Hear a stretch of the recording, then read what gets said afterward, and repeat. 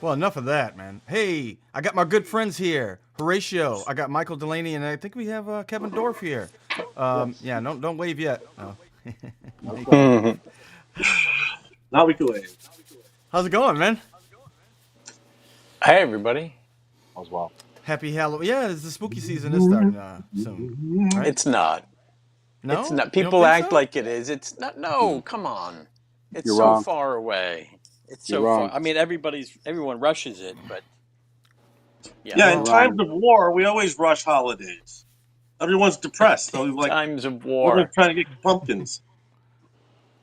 yeah, times of war. We're warring against I the started woke. listening to monster songs 4 days ago. So that's when it starts for me. Whenever I start listening to Dracula's Surf Party, Oh, you My start. Yeah, you Game of started uh, already. Dracula, yeah, The Mummy's Bracelet. I know I'm a very big fan of monster songs. uh, So I don't know if you remember the Mr. Show sketch of the Monster Party. Fantastic, absolutely fantastic. The And I was Monster like Party goes something wrong. that I was like so freaked out by the Mr. Show sketch because they kind of made fun of Doctor Demento, and I'm like, wait a minute, you can't make fun of Doctor Demento. He's cool. And I had a feeling that it was all kind of done with his blessing. what was the It game was on just. Monster Party? Was it one of those songs? It was a parody of like one of those like not mystery shows, but like Mystery, yeah, like yeah, like monster parties. Are they real? are they real or not? And And there's a lot of evidence that monsters have parties, and it was all the evidence was different Uh, novelty records about monster parties. okay. And so they start interviewing people. and David was like uh, this guy who like he got abducted by aliens, but he saw a monster party. And they were hmm interviewing this And, this and at guy. one point, they just talked to this complete nerd, and the nerd is Adsit, and he's like, hmm there is no such thing as monster parties because it wouldn't be a party; it would be a horrible battle if monsters were all together. And he's It'd be a I knew it party, was 100% someone with a earnest. catch. a party. Be No, that's not. a fearsome They battle. do a Frankenstein fearsome battle, and right? werewolf show up at the same place. Come on, it's not a It's party.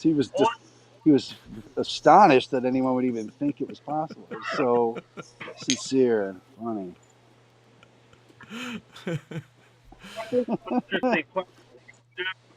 Do My favorite monsters thing get was along?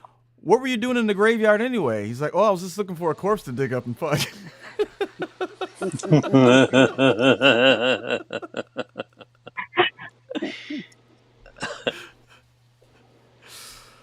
You guys hear me all right? There's Okay, this here we guy go. in L.A. He's on the freeform college radio station KXLU, yeah, from Loyola Marymount University. Anyway, he's always on in the middle of the night on weekends, and his name is Reverend Dan, and he just plays old Twisted records and stuff like that. But in April or whatever, uh, he has a halfway to Halloween show for 3 hours because he loves Halloween. So, and there's so many monster songs. There's more than 3 hours worth of monster songs. So Really? I was like, oh, way more. Yes, there's plenty. And I was actually driving to Vegas to see Horatio. I think it was in April, right? When we were there, Horatio, and me and Joe were driving, and we listened to the Halfway to Halloween show on the KLXU website, and it covered us for the whole trip. It was great. The whole ride out was monster music, the whole way. And Now, he's is this the same? Is this like? Is there a wrecking crew of monster songs, or are these no, just various parodies yeah. from and It would be great if there novelties? was. Yeah, it would be great if there was a wrecking crew, and you had Carol on bass or whatever, and Al Blaine playing drum. But that is No, of definitely course it not the wouldn't be case. Carol. It would be the monster equivalent, which would mean Monster someone Carol. who's just competent, like Carol of just the Black competent Lagoon. enough. And Monster Hal Blaine is just Hal Blaine. Uh, just like so hmm it's always these records were always done cheaply and totally for novelty effect and just to try to get a hit. And they're incredibly repetitive. It's always Drac and Wolfie and Frankie were at a party, and they're always surfing or having a go-go, or they're having a dinner party sometimes. Sometimes it's a ball, and stuff Well, like that. Monster Mash was so big, there must have been a lot of dances attached to them, like do the mummy and do this and that. Oh yeah, oh yes, yeah. There was many attempts, put it that way. Not many successful. So But yeah, I don't Monster Mash know, was a big hit. Kevin, if this got around to you, but during the time, early 2000s, late 90s, there was a time when we would pass around tapes, and there was a tape of a lady. I forgot her name. Denny Terry, I think it was her name, something like that. She's from Chicago. She would make these music videos. They were really elaborate, where she got like produced. They were really produced videos, and one of her videos was about a monster party. And she made this song about a monster, and that was actually the inspiration of the monster party from Mr. Show. Was Wow, I didn't know this at all. This is great. She got that going. That's really cool. Yeah, it was just us in the writer's room. We would watch her videos. I don't know how it got sent to us, but it was just like this lady. Yeah. This local lady from Chicago who made these videos. They were very funny. I mean, maybe not intentional, Right. but this not. is an odd way of putting it. But was it a straight monster party song? If you know what I mean? I mean, it was a monster party song, like as you would, yeah. Frankie was full of the funk, and yeah, an orthodox monster party song. Yeah. It's just Wolfie got down. Wolfie got down. Right. And then in the 70s, there were monster disco songs. Yes, and that's yes. a whole subgenre of monster music, because then disco shows up, and now it's Frankenstein's disco, and that was great too. Yeah, this was the late 90s, so it was almost kind of like a Madonna sounding like song, No, Monster Party. You don't know this lady, Kevin? No, and I pride myself on this. I need water. No, she's kind of short and chubby, and she doesn't seem great, but and then it looks like her husband was forced to pay like $100,000, $200,000 to make a video for her. But she's a Chicago legend. I hate that I can't think of her name right now. Is it Denny? Her video had her in the back of a motorcycle. And it was about how cool love is and everything, and it's like how she's cool, and it's just like, you're out of your fucking mind. Oh, wait a minute. I think I know that one. The motorcycle one. I think I do know that one. Yeah. I know the woman you're talking about. I do know the woman you're talking about. I just didn't know she made a monster song. I didn't either.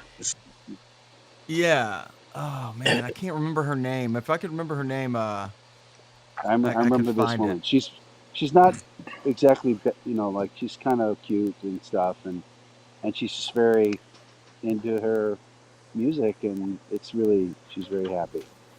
It's kind of beautiful, making videos. But it's also ridiculous. I agree. It's also pretty great. Like, I watched several of her videos.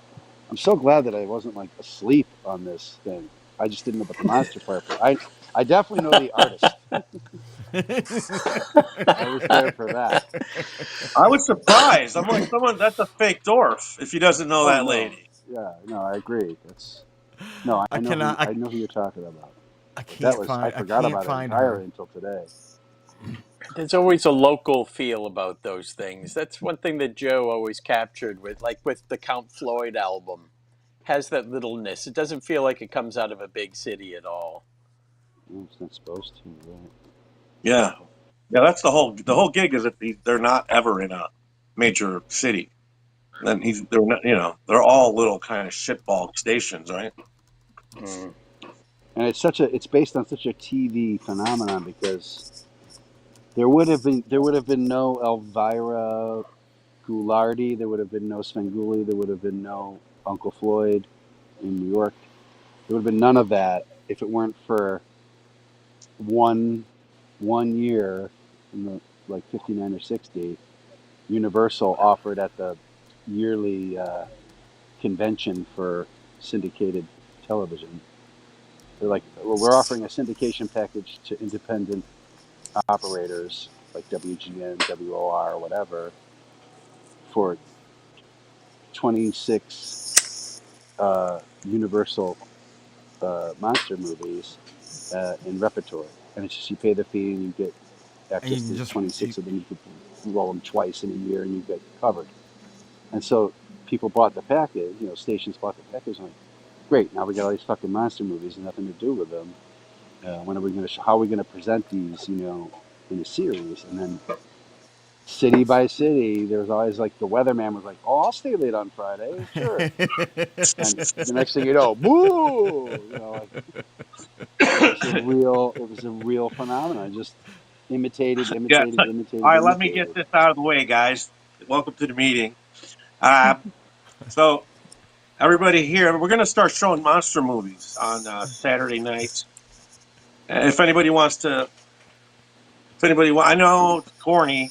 It's $100 extra a week. And the guy's like, "Fuck yeah, I'll do it." Ron, put your pants back on. Put your pants back on. I don't know why you took your pants off right now. Put I'm your pants ghoulish. back on. Look at, I'm crazy. I'm nuts. I'm a Whoa! murderer. The Morgus, worst. Morgus was Like in New Orleans. they should have got Morgus. Gacy to do. They should have got Gacy to do the intros of the monster movies. They should have gotten Gacy to Hey do everybody, I'm that. here in Joliet, Illinois. This movie this week is going to be The Wolfman. I identify a lot with the Wolfman. This is fucking Gacy. In He's with the Detroit, we had outfit. our guy was That's called next the level. That's next level of little monster movie guys. Are just going to be portraying real serial killers. serial killer. What was the Remember, Detroit one? I'll kill you. They had a picture of some shit from. I hate to get right back into the Kirk shooting, but they had the guy, like they showed pictures of like the guy's house or something, and he had like a wood carving of all the serial kill of all the major killers from movies. Remember, I don't know if you guys remember. I used to have that rug in my living room every Halloween, which Yes. is Jason, Mike Yeah, Michael Myers, Myers. Yes. Yes. Freddy, and who's the fourth? Yes. Anyway, You were the only person I knew with that rug. Yes. so one of the shooters, I guess this guy Tyler, had that kind of thing, but a wood engraving on his wall or on his desk or something. And I'm always like tickled when I see that, like, we all share these dumb likes and loves. Mhm. Like, Yeah. yeah, I murder people and whatever. I'm lost. I've got manipulated and turned into some fucking Manchurian fucknut, but I still like monster movies, and that's what we have in common. Let's say a prayer for a little boy who liked monster movies a little too much. Right. What It's was the all part of Detroit one? escaping your horrible Yeah, life Jerry, in middle school, what was the Detroit grammar one? school. Oh yeah, it was called The Ghoul. He wasn't really like it was. He was weird because he was like I can't even really describe what his whole thing that he was doing. He was kind of like a hippie. Yep. Um, Yes, that Yeah, was that's how part the of the deal Chicago one was. sometimes. Svengoolie was that way. Svengoolie, yeah, Svengoolie. I mean, Svengoolie at The least. original. We Yeah, he was had a kind guy of in Boston. Our Boston guy Kinda was like not a Svengoolie. monster guy. He was just a weird hippie. He was just like a kooky DJ. Yeah. They were really VJs, is what they were. They were all like Yep. Jerry Todd. They were kind of goofy. They would make bad jokes. They were hams. In South Florida, no one was creative enough to put on the vampire makeup. We had Big Wilson, who just felt like a broadcaster. The only Big Wilson episode I remember is when he got the makeup artist he was showing Planet of the Apes movies all night. And he got one of the artists to come in and make him up as an ape throughout the evening. Oh, cool. Um, And it's just the big guy? That's all Big his Wilson. character was just big? He was just Big Wilson, He wanted to be like Orson Welles or somebody, like be the wise guy who would tell you the origins of like episodes I of see. Gunsmoke Okay. All right. That's and pretty shit cool. like that. But that's it. He didn't have anything interesting to show. He just had reruns of Gunsmoke. you Yeah. had in Detroit, not exactly a monster thing, but an overnight thing, which I always loved, which was if you were driving in Michigan or even sometimes in Chicago, you could get it. You'd hear the electrifying mojo at night. We I was playing a The little bit of him electrifying on. mojo. Yeah, we Yeah, talked. Jerry will I tell you was about I was telling you about. I was telling them about this. They don't remember, but I played a little bit of them on the way out after you guys like hung up, and we were listening to them. Yeah, it was. The crowd was like, everybody listening was like, man, play more of that. But it was he's starting to play music, and I couldn't it. Great. couldn't keep playing it. But yeah, he was great, man. The Great music was DJ. good, great DJ, but Yeah. his air checks were fucking phenomenal. I would. I had So theatrical. a recording of him interviewing the B-52s. Yep, Hmm. yep. It's like their first album when they first were touring, and they were He in was early studio on and he was talking to everybody. them. That was the first He was place I early heard on them. everyone, right? Yeah, He was all early stuff on like Prince, that. everything. He was Kraftwerk. Yeah, early. he would play Prince's. He would play the whole album. Really into the whole Parliament Funkadelic thing. That was when it would get really good, when he would just throw up the I don't give a shit flag and play Maggot Brain or whatever. You'd be like, now we're talking. It's 2 Yeah. a.m. Yeah, You yes. know, like, it's here we go. Play a whole album. Straight to the mothership. And it was so Yeah, and he was fucking really, good. really, I don't know, esoteric. Like, you know, he just like had weird sayings. Like, you know, nobody was fucking talking about. You know. Yeah, he was a hipster. He was a head. He was all those things at once. Got a really deep voice. I don't think he's gone or anything, by the way. Yeah, he went. There was some stuff on YouTube about him. He went. He moved away, and He went there was Christian? No, he just stopped DJing. He went Christian. No, That's because great if he Kevin did. Matthews went Christian, and he has a whole movie about finding a broken fucking idol, a broken like statue of Virgin Mary that changed his whole life. Oh, really? I'm like, maybe just stop doing cocaine. Am I right? Jerry, what are these questions? Some of them sound good. Jello Biafra, Fred Armisen. What is this? Fred from the B-52s. Fred from B-52. Well, I don't understand the question. I do.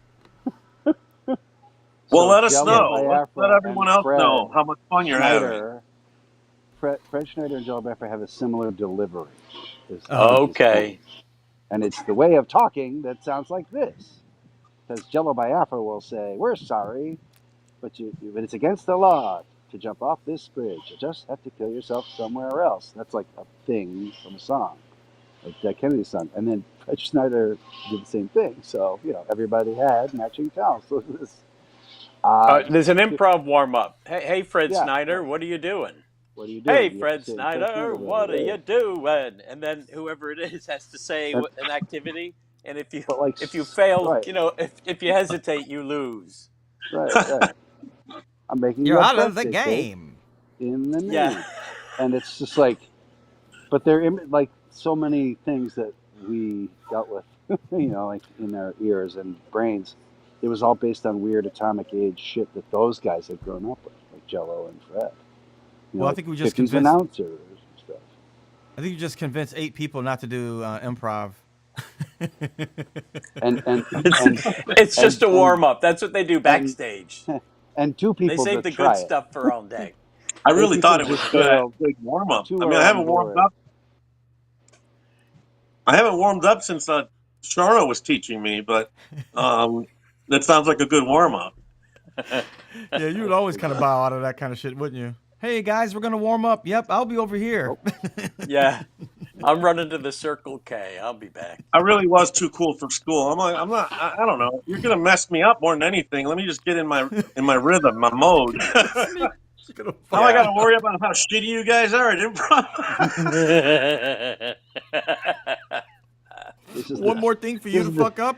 No, thank you. Never mind. These are the intangibles that Horatio brings to every show. The team spirit, the clubhouse. The all for I'm one, like one for Jordan. all. I'm like Jordan. I just want to win. That's all I want to do is win, and I don't care what So we have to do. If it means I got to walk backstage during the monologues and eat seeds and and yeah, drink right. soda Exactly. pop, then that's what it takes. Yeah, So it do is you pretty get it, Jordan-esque. folks? Don't do improv. Don't do it. Don't do it. Remember, young comedians, if it ain't writ, it ain't shit. You're not going to get paid for your improv. You do it for laurels, you might do it for chops, but that's all you're going to get. On the other hand, if no one understands you, go do improv and you'll find 3 people who do. And then you'll have friends. Your friends, yes. It'll be new for you. You'll like it. Yeah, and if you're like, yeah, I think it's a very good thing for people to get a little socialized for sure. Well, definitely. Hmm. I mean, we've Right. seen If you're a that. sketch writer, it does not hurt to go try the make 'em ups, to try some different rhythms, maybe some different points of view, and also maybe come out of your shell just a little bit. I wonder. I mean, I don't know if a doctor has ever like. I'm sure they haven't investigated anything like this, but I wonder. I got a lot of questions about this stuff now, especially with my kid who is a class clown. And now I think it's it's medical, it's pathological. A pathological class clown, yeah. Yeah, no, his teacher would say like, oh, you're a performer, okay, I get it. And I was just like, what? Like we don't fucking have class clown class at home. I'm like, did you fuck up class today? Did you disturb everybody? Yeah. Like, yeah, Dad. But Oh now boy. like other stuff like yeah, it's. I mean, as much as I'm like, do not do that. It's not time to talk about farts. It's just not gonna. It's not stopping. Yeah, Yeah, Yeah. it's a he's nuts. problem. To the point where I'm like, I think that there's some things that we might have, all of us, that have in common. Because a lot of us talk about stuff like that, when we're growing Yeah. up, like not being able to shut up in school, Hmm. disturbing, the other kids a lot. Um, Hmm. also, I don't know if there's a clinical designation for it, but I know that it's progressive. what do you And mean? It it gets only worse? gets worse, especially when you leave school and start a job. That's when it starts to get critical. I was just like, I was thinking about it. I'm like, no, I'm responsible. I mean, like, look, I've turned my life into where I don't have to go to work every day. Like, I really made sure that somehow in my life that I didn't have to go and Yeah, get bored every day. Well, that's the yeah. actor's life, yeah. This wonderful guy in Chicago ran a double-decker hop-on, hop-off tour bus company. His name was Gus. He was a Greek guy with an impenetrable last name. And but he's a really friendly guy, and he's really helpful, and he hired a lot of improvisers to be tour guides on the bus. It wasn't a bad job. It was just daytimes. You'd make tips, blah blah blah, plus like whatever, or $3.50 an hour or whatever. So people did it. I was on the tour buses as a tour guide. We had a script we could do, like that's the Sears Tower, and that's the this, and there's Lake Michigan, and stuff like that. The bus goes around downtown. But like Tom Purcell, who still works for Colbert, Jay Leggett, who was an improviser with me. Like, I was on. Lots of people did this job, and and the one thing that kept happening that Gus was like, please guys, don't do this. Is people would make up their own things about landmarks, Yeah. and there's like 9 improvisers doing this simultaneously. So people would get off the bus and they'd see Gus and they'd be like, I had no idea that the Kennedys owned the merchandise mart and that JFK was killed because Mayor Daley ordered him dead over parking violations. And Gus like, that lady, that is not what happened. 'Cause it was like shit would happen constantly. I got in trouble because I saw some guys. There's a fountain. It's just a fountain. We pointed out. It's in the script. There's the ladies, the 5 sisters. They're holding. Each is holding a clamshell, and water is going from each clamshell to each clamshell into the pool. It's a beautiful fountain by the Art Institute, and the 5 sisters represent the 5 Great Lakes. Well, the bus is going by, and there isn't any water in the fucking fountain today because there's some guys working on it, and there's some city guys working on the fountain. And I said, the 5 sisters represent the 5 Great Lakes, and those 3 guys represent the Chicago Department of Streets and Sanitation, fucking off and making this into an all-day job when all they had to do was turn the water back on, something like that. By the way, I'm on a megaphone when I say this; they can hear me. Well, old Gus has been parking these buses illegally around all these places in downtown Oh, Chicago for no. years. So he has friends in the city, and obviously he's been, let's just say, giving them gratuities for his parking privileges for years. I had not even gotten back to the bus barn when the bus driver said, "Gus is trying to reach you. I'm dropping you off before this is over. I have to drop you off where Gus is right now. He wants to talk to you." We got back to him really fast. It was like, "Kevin, you cannot talk about the city at all. Never." I thought I was going to have to go apologize to those guys. It was so rough. Gus was terrified. He was like, "Oh, God, never, ever. Don't poke any city workers about anything." That's a good bit, though. Too bad. Oh, there's lots of great add-ons, ad-libs, and funny jokes. Noah worked at that job. And, Noah Gregoropoulos. And I'm sure they believed him. I'd believe him. well, he had a super believable delivery. So there's a statue of the Roman goddess Ceres on top of the Board of Trade. It's the Roman goddess of the harvest, and that's why grain is traded at the Board of Trade. So Noah goes, and that's the Board of Trade, and on top of it is the statue of Ceres, and that's the only Ceres that people in Chicago are ever going to see. It's a great joke. Kevin, I was gonna say, because I've been like, I've been on a few things on a riverboat tour, but every time I go to something in Chicago, who's ever doing it recognizes me, and they go full fucking ham. And I'm always like, take it fucking easy. I know you're at fucking IO or something, whatever. Like, take it down a notch. It's not an audition. Yeah. Tradition continues. But now that you're saying that, I'm recognizing it might not be because I'm there. It might not be my presence. Although I usually get a wink or a hey. They're gonna know you. They're gonna know you. Yeah. The comedy nerd. It's always like comedians and stuff. You can tell the people that weren't comedians because they were just reading the script like this. They're barely making eye contact with the stories. Yeah. And we'd be like, "Oh, you're from Germany. Hey, I'll tell you something." And then do a joke about the Holocaust. And Gus was like, "You guys, you gotta at least get off the PA. At least put the microphone down if you're gonna do that."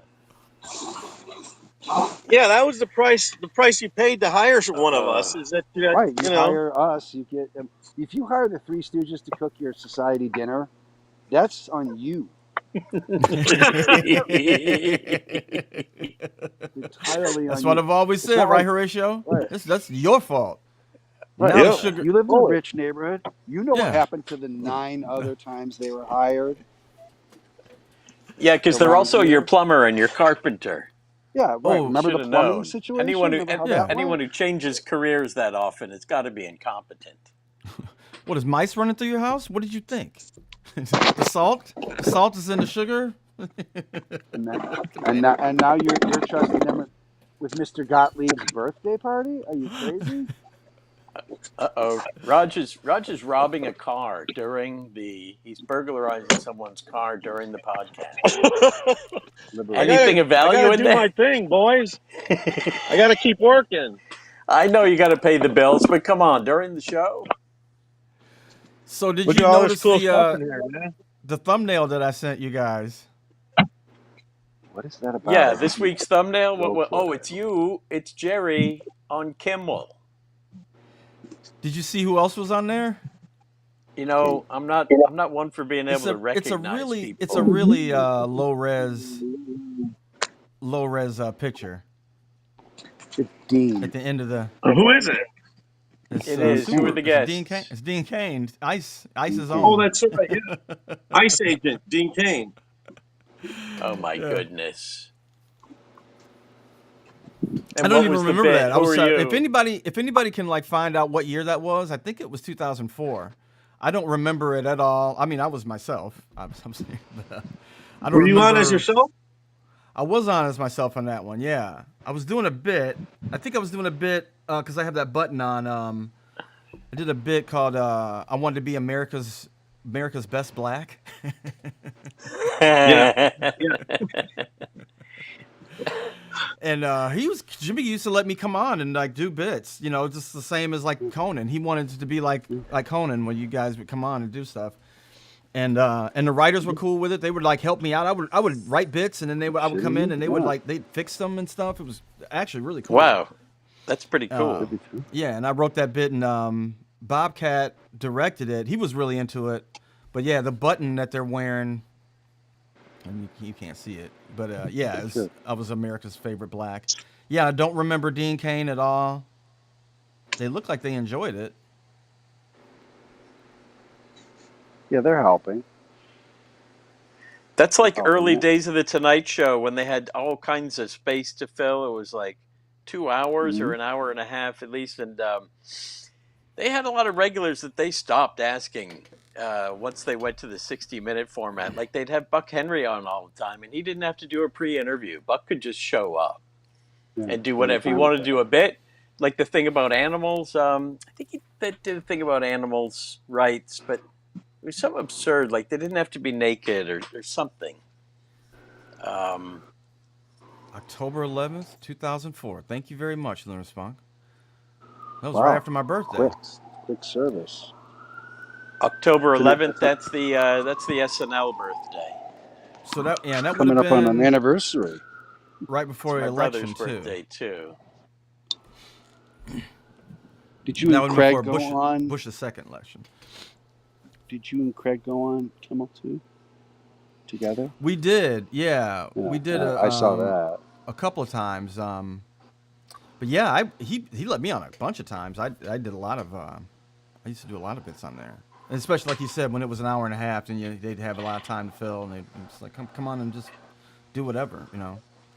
Well, it's obvious if the guy had done more stuff with Jerry, there wouldn't have been pulled off the air. Yep. Obviously, right? They call that the minor factor. Did you watch Did you watch the comeback or the first show back? Just the clips. I just saw clips of it on the news. Who's got the sirens? Is it you, Kevin? Oh, run! They're gonna get you. Of course. Well, he's in LA. Yeah. I live in a noise district. Noise district. Down in the noise district.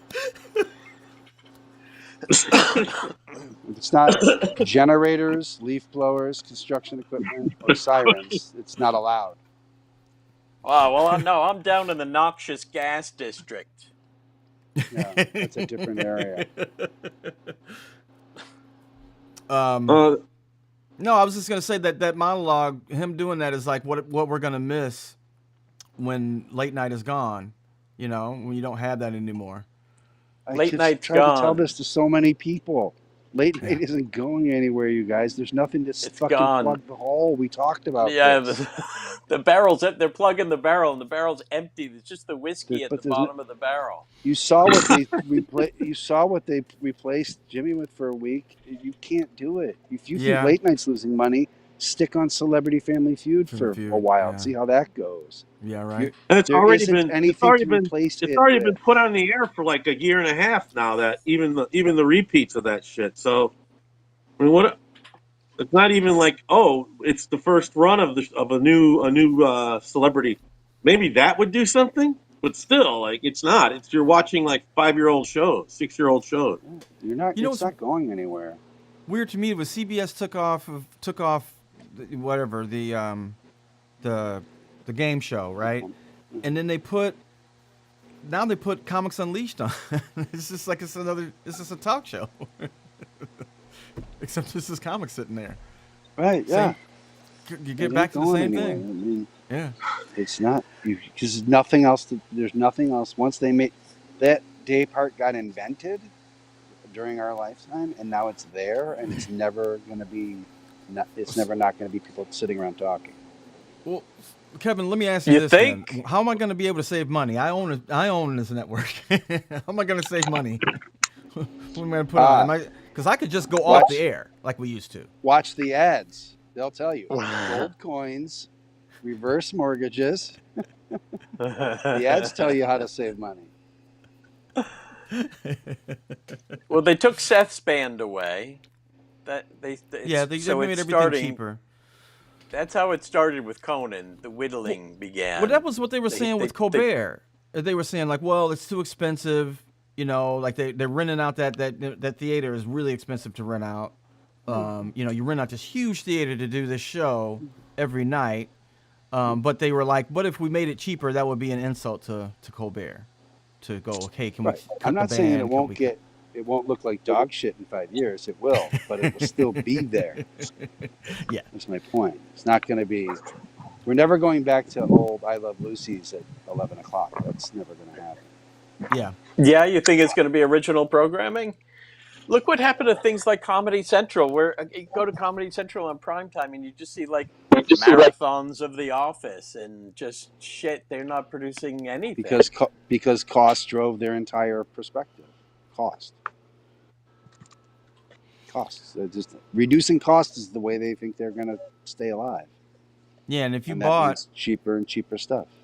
Well, and if you spent the money on The Office, you're gonna run it as much as possible. I guess so. Everybody push the stakes. What's weird is just zoning out. There used to be like if they're just eating one gummies station and trying to get to sleep, it doesn't matter what's on. Right. So why should they pay all this money to keep late night going and late night talk shows? Because no one's quite back down from it yet. But it'll happen. I'm just saying it's not happening anytime soon. It's starting. I think we're seeing it. I think they're in the death throes. Could be. Yeah, I mean, the thing I was just like, when I saw that monologue, is like the thing that you're missing is that guy, who people have a parasocial relationship with, who's on every night, and you're not gonna have that. So he could come on and talk to the audience for an hour. His monologue was, I don't think it was an hour, but it seemed like it was an hour. Like it was 2 segments. He just took a commercial and came back. They said it was 17 minutes. 17 minutes, okay. It seemed like an hour. But he took a commercial and came back. My monologue is only 17, but believe you me, it's going to feel like an hour. But this is sort of like, I'm not trying to harp on it, but this is the thing that celebrity win, lose, or draw will never do. It can't be relevant that day. Yeah, right. This is the big bet about late night, which is I don't want to not be there when we should be there. Right. You know, when something happens. And so there's still this relevance that is real. It's significant. I mean, we all know that was his highest rated show he ever did in his life, including all the shows he ever did. So that was it. Like it was super relevant, and it happened. And if anything, it gave late night more of a boost than they were having. Now, a month definitely. ago. Yeah, I would think. I mean, I mean, like Jimmy Kimmel's audience now is my dad. My dad is like, I watch the monologue every night and I go to sleep. You know, that's so. I mean, I wonder also, like, that's something that you do when you get older.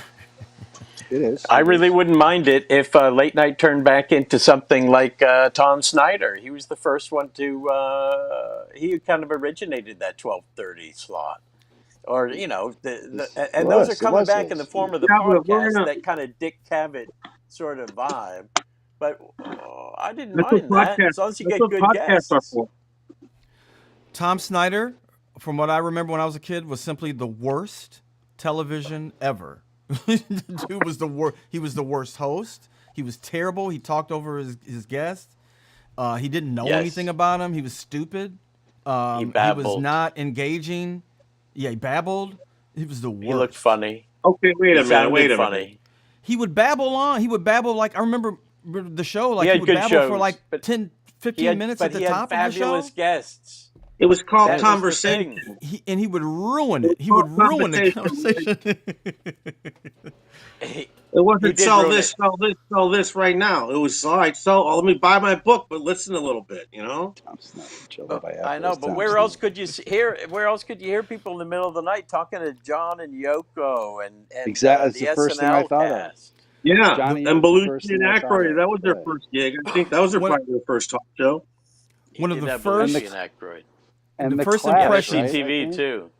Yeah, One of the Clash. first negative Clash. the Clash, yeah. Well, yeah, but that one didn't go. The first negative impressions was Aykroyd doing him, and I was just like, I get it. Yes, that fucking guy Yeah. is stupid. It Oh, was a great. lot. Yeah. He had the I real agree. Mick Jagger call him out for having all those different, his hair being so many different colors. He's like, maybe you have a question for me. And he's like, yeah, your hair's about 14 different colors. Okay, I didn't know that. Didn't know that. Wasn't aware of that. Okay. That's Yep, fair enough. legendarily funny. I That's gotta the say, point of a Mick Jagger, barbecue, Tom. Mick Jagger hosting SNL is really great. He was really funny. Yeah. He was. Yes. Yeah. He was funny. Is that Because when, he's 80 years old, but he still can move around. And you just see him with a weird like page boy wig, and you're like, "Oh, this is gonna be fantastic!" This is like, this is like the early days of television.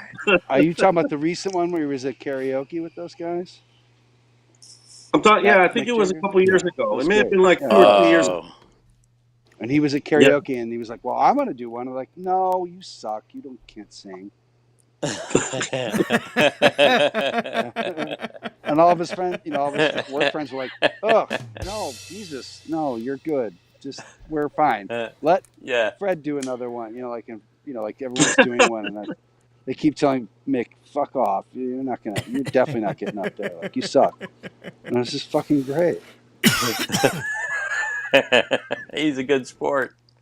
because his straight. Well, you have to be those. It's funny Those when he's fucking playing the British straight man. bands were like comedy group. The Beatles could have been the greatest comedy group of all time, but I mean, who wants to be a comedian when they could be a musician? All those guys were funny. They had to be. They were, got to be a little funny if you want to roll with the Rolling I Stones. can't believe this is happening because I was literally thinking about this earlier an hour ago. Something I was going to ask you guys. I'm sorry. I don't want to turn this into a Beatles talk, but I did have a. Terry Henry. I have a silly Beatles question for you. You ready? You want to hear it? Yeah. Yeah, sure. Shoot. What's a better? We have all seen everything the Beatles did. We have all just assume everybody's subscribed. So we've all seen all the Beatles shit we can possibly watch. What's a better show, the rooftop concert or Shea Stadium? What do you mean? I mean, The rooftop concert and Let It Be, Get Back. you can't. No one could enjoy themselves Or- at Shea. They couldn't hear them. Like Mick says in the Ruttles. Like, is it really them? Is it really the Ruttles? That's what I love about Shea Stadium. They can't hear shit, and it doesn't matter. They can still play everything, even though they can't hear a thing. Yeah, That's they what's muddled. amazing about it. Nasty. They couldn't No, hear if a I could goddamn be- thing, and they were whacking it as if they were by themselves. Now the rooftop concert, was it actually a impromptu thing or was it planned? No, They Running order, that's and what they they did the songs rehearsed they for did. that whole damn. Didn't they rehearse it for the whole goddamn long ass? That's what Get Back's all Jackson about. Series. Yeah. Yeah, so It was all leading they're towards a thing. they're And just they trying to kept do a figuring out set. what Want to they put kept on a they good kept half-hour set.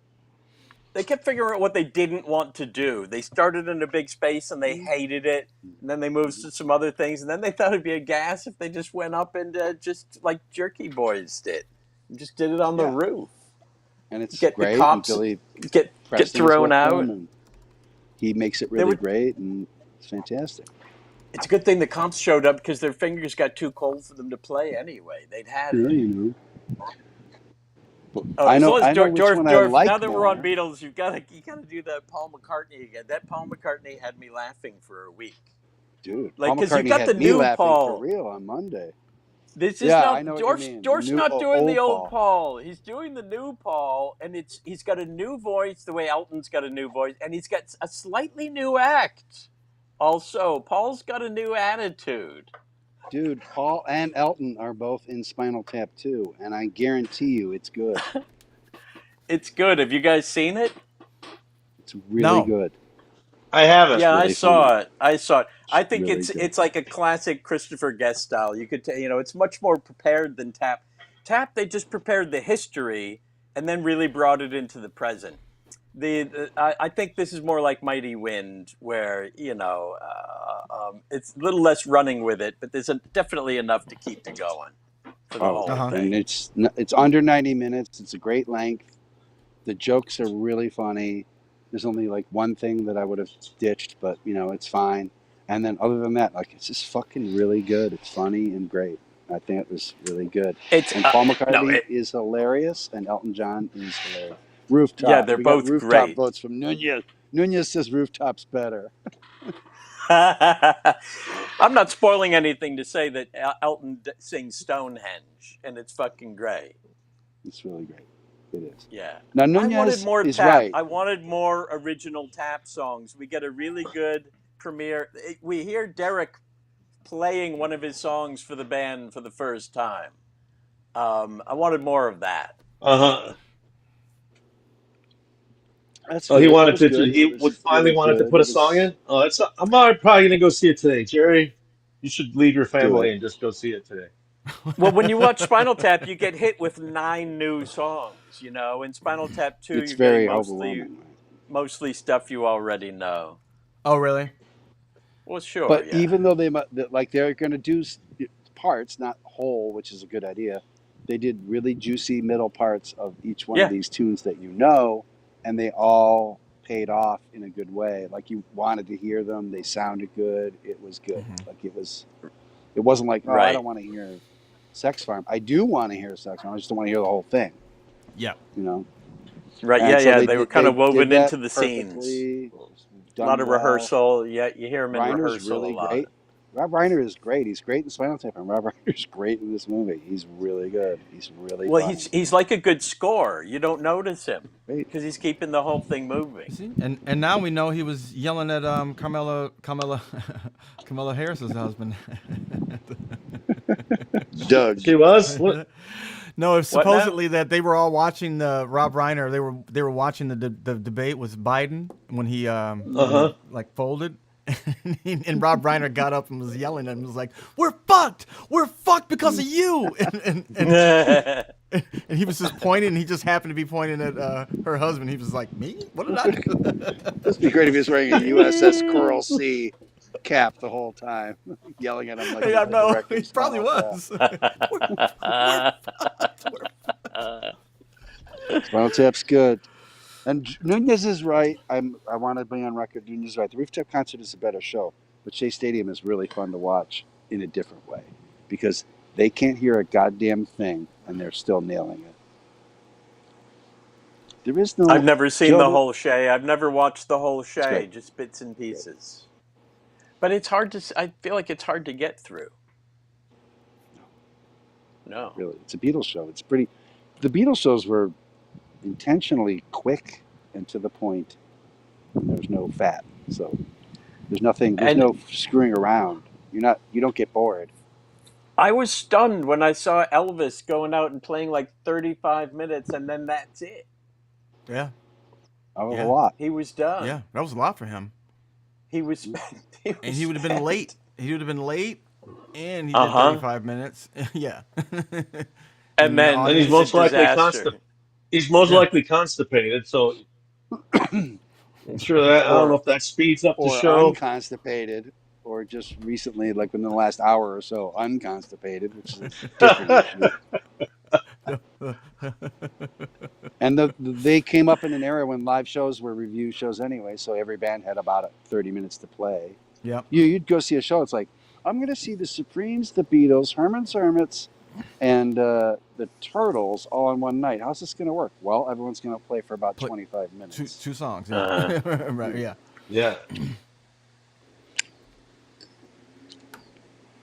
My sister was at one of those shows. She saw the Beatles in an amphitheater. Oh, There We really? was had like those two. concerts in the 80s, but the concert went for 6 hours. It went all Yeah. day, the entire day. They Because still, I mean, sometimes they we'd still have do. They 5 still bands on have, the bill. they still have Jingle Ball and stuff like those radio concerts Sure. that, you know, I I did one time, hosted one, a Christmas You did a one. Jingle Balls? Yeah, Jingle Ball. Yeah, I was a hip hop Santa Claus. At one of them. What exactly is a jingle ball? It's like one of those radio concerts the radio station puts on, and they'll have a Oh, million when they people put on on a it. fake concert Yeah, and they it's just a real play concert. songs. They just It's a they real just concert. play No, it's No, a like real it's a concert. it's a real No. concert, but the radio stations host it, oh, they sponsor it. cover it the Yeah, way that MTV covered Live Aid. No, it's yeah, basically for them. It's not like they cover it. It's yeah. for them. It's It's like for for like them. K Rock It's or like Kiss whatever. F, and it's usually the big And Okay. giant stations they give like audience members like tickets and stuff like that, for contests. yeah, As a leading contest leading up to it. It's usually around Christmas, hence yeah. They Jingle usually Balls. do two. They do one in the summer and one like Summer Jam, and usually they're big. The big radio stations do them. Um, Yeah. and it'll be everybody that's on the radio, big hit. But they only play like one or two songs, and then they're gone. They come in and they go out. Jerry, we gotta talk about serious business. Yeah. The David situation. The which one? Oh, that The guy. David. Yeah. I have David no with idea. a 4. I have no idea who that guy is. I'd never heard of him before that. Now I'm hearing like I guess his music is all over the place, but I didn't know who that guy was. I still don't. Oh, David with So a yeah, 4, yes. David with a four. yeah, all his music. Yeah, it's David with a 4. Okay, sure. Somebody wrote a sketch about him in my class, and I just ended up just roasting him for 5 minutes because of the way he spells his name. Hey, if it's It's good. working, It's right, just good. keep going. Right. Just keep going. No, Well, it's not work. Well, anyway, good all his area. music is his music is Good on area. like a lot of Instagram and TikToks. So that's how he got. I think that's how he got big. Yeah. And Yeah. then This what you now we're wouldn't finding believe out it that if he, it. I'm sorry, yeah. Rodney. No, I was just Yeah. gonna say now he's been arrested for he hasn't been arrested yet, but Nope. his Not underage arrested. girlfriend was found in his Tesla. Uh, and Dismembered. so it's pretty much he did it. I mean, let's whatever. But the sad thing is, like I listen to his music and I'm like, this is of all like modern music. I'm like, this sounds good. I like this. And I'm like, you can't. Oh, really? Yeah, Is yeah. it, it's just I like mean, musical, it's right? He poppy, doesn't but it's like. almost like Of course, as soon as something good comes out, he's got a chopped up girl in the Tesla. yeah. It's Frank Oceany, you know. Oh, okay, okay. And I really like Frank Ocean, so I really like this. I'm like, oh my god, but he's a murderer, you know. Uh, Well, we don't know it's a that tough one. yet. We don't know yet. Mm. Come I on. tried to Oh give yeah, Matt. alleged. He's not even alleged. He's not Take even it easy. charged. Take He it wrote easy. about it in his songs. He told everybody what he was going to do in verse form, and then went and Yeah. did it. We don't want to do that though. We don't want to. We don't want to jump the let's gun. let the courts We work. can't Let's jump the let the gun. It's court a work. law. Oh no, everybody. So that's got to be my connection then. Let me go back to my stuff.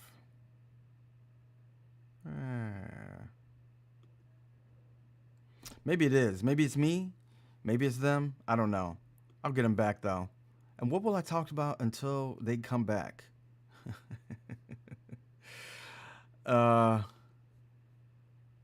Let's see.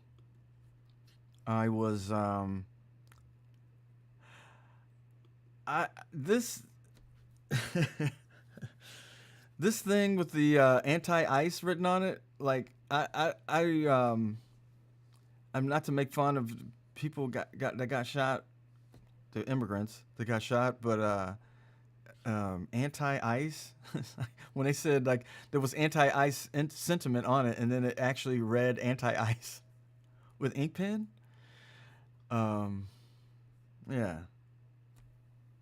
David just murdered my connection.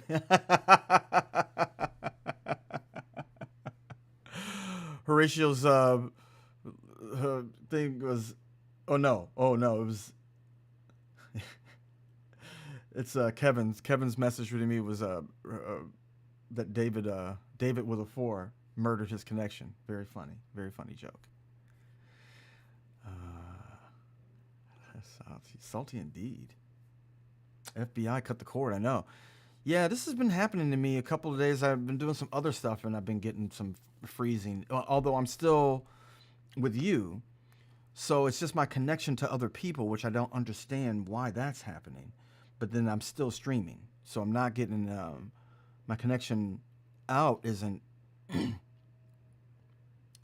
Yeah, my connection out isn't getting interrupted. It's my connection in, right? If anybody knows anything about this kind of stuff, but I'm still streaming, so I'll tell these guys to call back.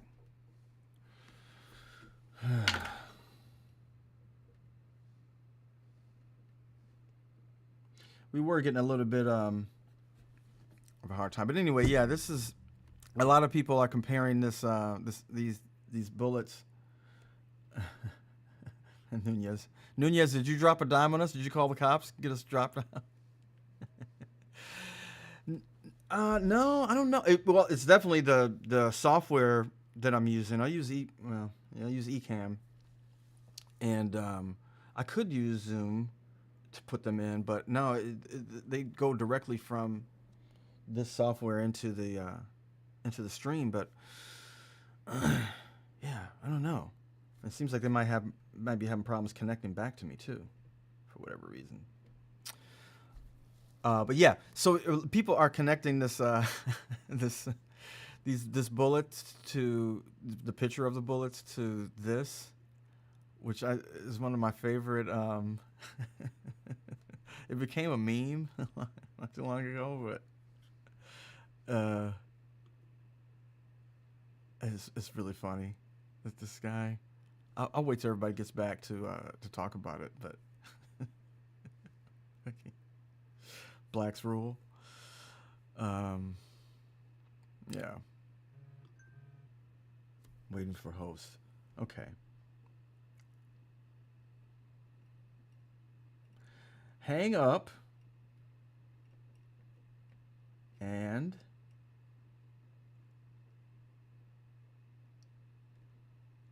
call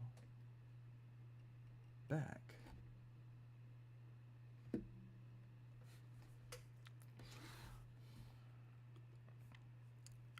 I don't know if anybody ever saw this, but this is this guy's.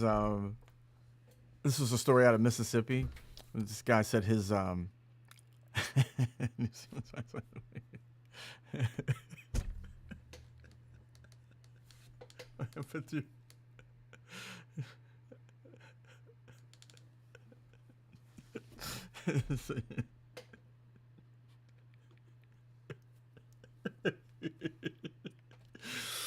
But yes, he said somebody burned his his Confederate flag and wrote Black's rule on his driveway.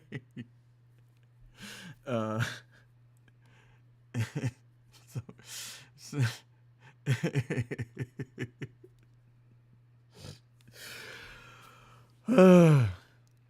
yeah. So yeah, people are comparing the bullets that were found in this latest shooting in Texas to this picture, Black's rule. Man, I don't know if I'm gonna be able to get these guys back. I don't know what's going on with my connection, but nobody's calling back, and I wish they could.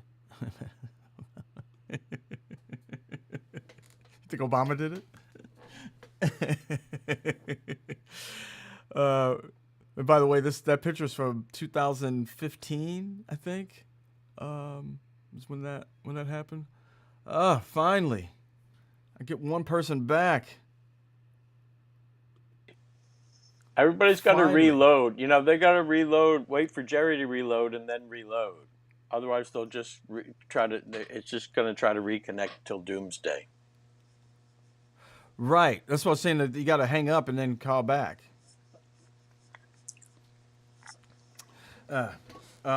Well, while you were gone, I was showing the audience. It was just getting murdery. It's just getting murdery. Right. Kevin said that that guy murdered his connection. That was Kevin his said text to David me. with a 4 murdered his Murdered his connection. connection. I said I thought it was the FBI. Cut the cord. Said no, enough. And it was Nunez. And then he said someone said it was Nunez. Like, Dorf said Nunez dropped a dime on us to the cops. Yeah. So, and As while you if were we know gone, something. Yes, what'd I miss? Nunez had some pretty good jokes. Well, I was showing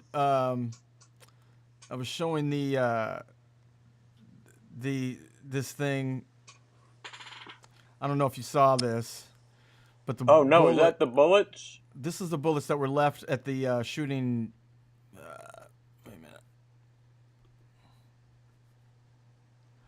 This was from Is yesterday. this a new craze now? Writing stuff on Well- rifle shells and killing people so that people will hear your message? That's a cheap way to get people to hear you. Anti-ice. This one's that one's a little weird. I think for what people are considering it because it's like they were first thing that we heard it was anti-ice messaging, and then we see the picture and it actually literally says anti-ice written. Anti-ice sounds like something someone wrote. I mean, not. Yeah. I mean, you wouldn't if you saw ice walk by, you wouldn't go anti-ice. It's not something. It's not a strong message in that way. Yeah. It's not right? it's not much of a no, it's just it's a bit clinical. Anti-ice. What did you, Horatio? Did you see the bullets from the shooting, the anti-ice thing on it? Yeah, it says and it says and it says like it doesn't say anti. It says like Oh, it says and "and" it. Oh no, it does. It does. Just the eye is does just really it? big. The eye is Anyway, yeah. I wonder Stooge has to do what FBI Stooge has to do that. Like, you gotta go write some shit on the bullets. Ah, God, I'm not. I'm not creative. Just the regular Antifa, no ice. You got it. Okay. I don't have good penmanship either. Don't worry. The better, it's better. The crazy people don't have good penmanship. Hey, by the way, have you been Horatio- calling us Antifa all this time? We're Antifa. How many times I gotta tell you Antifa? That's It's who not we are. Antifa. They're not Antifa. Where everybody's joke is like, what did the bullets have anything on it? No, we put something anti-ice on there. That's I wrote anti. well, Horatio. People are comparing it to this picture. This is one of the funniest pictures I've ever seen in my life. Blacks. Blacks rule. Blacks rule? Yeah, it says "Blacks Rule." He's saying that somebody burned his Confederate flag and wrote that in his driveway. Oh, Poor guy. wow. Blacks rule. But Nunez said it's the New Zealand football team, rugby team. And they do rule.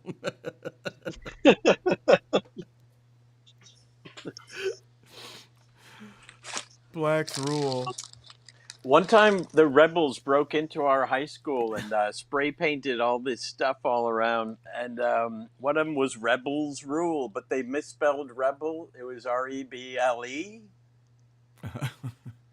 which got called out on the loudspeaker. The principal called out the fact that they couldn't spell. Rebel. It was a pretty great burn on the rebels. We had very clear types in school, and the rebels were one of them. That's what the rednecks called themselves. They didn't call themselves rednecks. That's what everybody else called them. But they called themselves the rebels, meaning I don't know. Confederates. When is it gonna end? When people are starting to try to pin something? I mean, I thought that ended with Helter Skelter.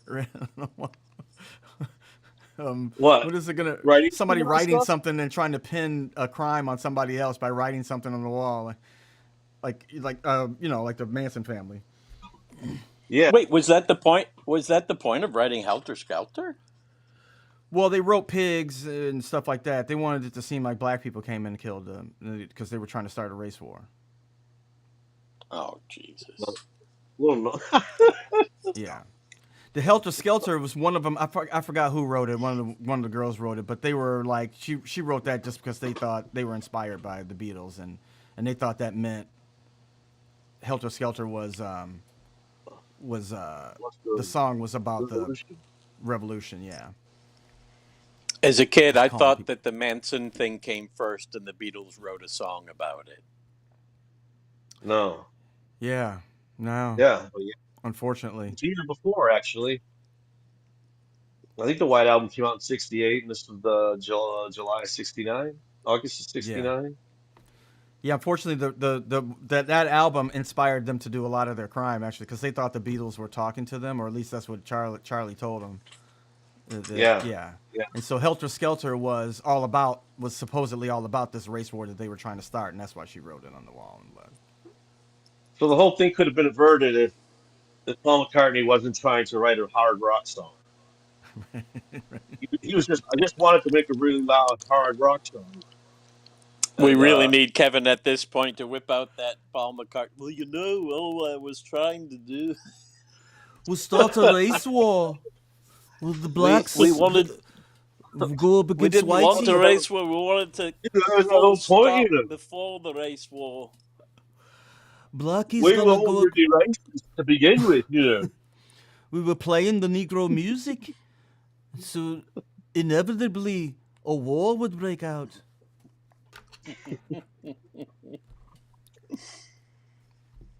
Yeah, and so yeah, people and right away the news, like it's so corrupt now. I mean, I hate to sound like, fake news, but how real news sources that we thought were like real good, now we know that everybody's pressured by whoever their corporation is. But right away, it's like the bullets say Antifa. Listen, the left has to calm down. The left has to calm down. And it's like, yeah, that's what the left is doing. We're shooting Mexican people that we hate you for picking up.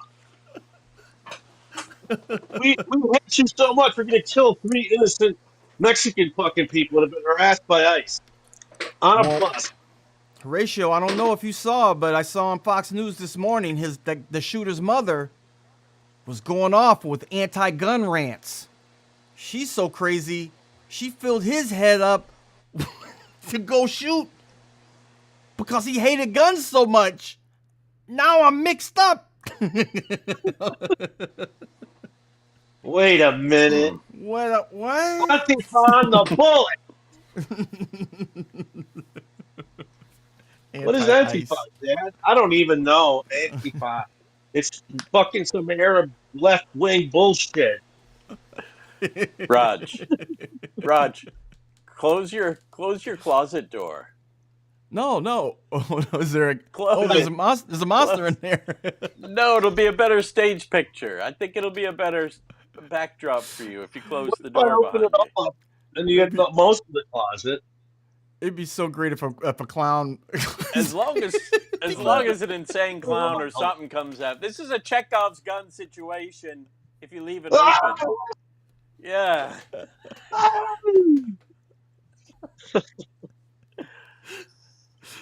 that's the best I could do on a moment's notice. Um, if I'd known you were going to do that, I'd have a fake arm and everything. No, just close it. It'll look good. It'll look like a set. You got the picture there? Now you're talking. I know, Yeah. man. Hey, I got Always correct indoctrinated. I did a semester in college. That's about the time. By the time I did, and I definitely got indoctrinated with lefticism, and wokeism, Really? and Yeah. wokesism. Yeah, Wokeism. Wokeism. wokesisms, and People in my college didn't seem to give a shit about anything. I was already pretty far left when I went in there, and everybody else just seemed like a bunch of I don't know, people who were just trying to get by. They didn't have a lot of strong opinions. of course, kids don't know anything. That was what's so stupid about that, going and debating kids. Like, what is that? It's not even fair. Like, the kids don't know anything yet. Well, speaking as someone who's never had a job and with virtually no life experience, but no, I Yeah. like listening to young people's opinions. I think that's good stuff. It's not until I got in the theater I started finding really like-minded people. I do. I do not want to hear anything anybody has to say under 21. I mean, well, I do. I'm interested to hear it, but I'm not gonna like. It doesn't mean anything, Well, they say don't trust anybody over 30. So we got a little and they window shouldn't. here. They shouldn't. They shouldn't until they get over 30. They should make the same mistakes we did and just Are you keep. kidding? They don't. I'm sorry to interrupt. They don't say that anymore. They used to say that in the 60s. They don't say it now. If they didn't trust anyone over 30, they wouldn't have anything. They wouldn't. They wouldn't have Uber drivers. They wouldn't have their phones wouldn't get fixed. No, they rely heavily on 30-year-olds. They better be listening to 30-year-olds because they're having a little bit of trouble running the show themselves. Yeah. Um, it's hard to really like talk about any generation because we're all just being brainwashed from early age to spend to want. So it's just like they're gonna go through it too. I mean, Yeah, that's what I was saying. You'll see. yeah, yeah. You'll Like see. Just wait. tattoos is the number one thing where it's like you did this when you were young and now you're like, what the fuck did I do? For people who are really ambitious and really want to get ahead in school, and I think it's a good time for them because water always seeks the lowest ground. A lot of us look for the path of least resistance. You don't want to work too much. You Yeah. don't want to have to work too hard. It's a leisure. There's no longer a leisure class. It's a leisure populace with a few Hmm. go-getters. Interesting. With a handful of really hardworking people. You know, Yeah, I mean it's like the if you think about when you were younger, like there was a point where I could have gone computer and I went, fuck this. I want to be funny and human. I don't want to sit in a room and just type perfectly. And that was the biggest thing is like everything being perfect. I had no patience for that. Like you make one little mistake in programming, like the whole thing. I was like, no way, fuck it, you know? same thing. Oh, I got the idea that computers meant math, and I didn't want anything to do with it. I completely turned my back on computers. I used to carry a bottle of ink around with me. It had an actual ink pen. I hated So what? video games, and I played some a little bit, but I hated that everybody was getting video games. Everybody's spending a lot of hang time in with video games. This is I'm talking Mm. really young. Now I guess Oh yeah. probably I was I like programming playing when I games, started but doing comedy. I didn't believe on wasting an LSD trip on video games. I thought you should. It was okay to watch SCTV on LSD, or maybe watch something. But playing games seemed like a waste of a trip. I used to watch. I used to watch fractals on acid. Acid. What's that? It was this thing that like I was a programmer when I first started doing comedy. I was programming, and Huh? yeah, I could have went that way and have a lot more money. So there's another side of that. Um, but it was this thing that a lot of programmers used to do where it's an equation. You write an equation and it makes a design, and the design keeps building on itself. And it made these like designs that like look like planets or like a universe or whatever. Just be like points that match up That's against like a each other, it's and it like keeps this is like a Apple on the expanding. proto. first century. It keeps This is like expanding. AI. This is like proto AI stuff. Yeah, well, yeah, it's something. It's an equation that just keeps expanding, and whatever equation that you wrote, you can see what the design comes out to be. That never stops. Yeah, and you can That just sounds like a watch it. trip. That is Yeah, a trip. yeah, it's a trip. Yeah, you can just watch Do it you on the screen. remember screensavers when like turn of the century apples? You'd open them up and it Yeah. was like this space thing, and you could hit a button and you're zooming down a. I don't even know Yes. what they Yeah. call it. But it's just like it's kind of like that. Like Sometimes it was tubes. You remember the wow. one that was all tubes? It was tubes Uh-huh. folding. Yeah, Yep. Hmm. that's right. Right. Um, Screensavers. I guess we don't have screensavers anymore. oh yeah, no, we still do. I don't.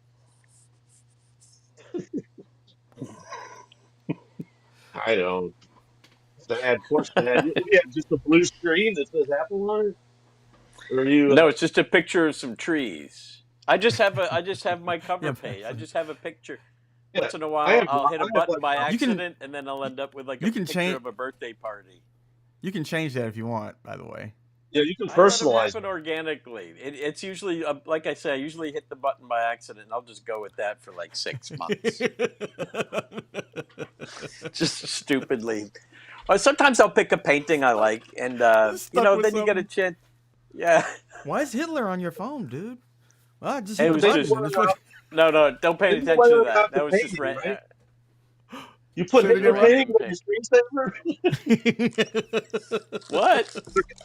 They're good. They're good. Hitler paintings are really good screensavers. It's Yeah. just buildings and Yeah, landscapes. you guys remember all those different Hitlerian screensavers they had in the early 2000s? There was the one where the swastika would spiral out like that, and then there was the one where he'd have all. There's one where he'd grow different mustaches, and you could hit a button. It would be a different, like it'd be a Van Dyke or something different. This is the Man, beginnings of the I miss the computer age. 2000s.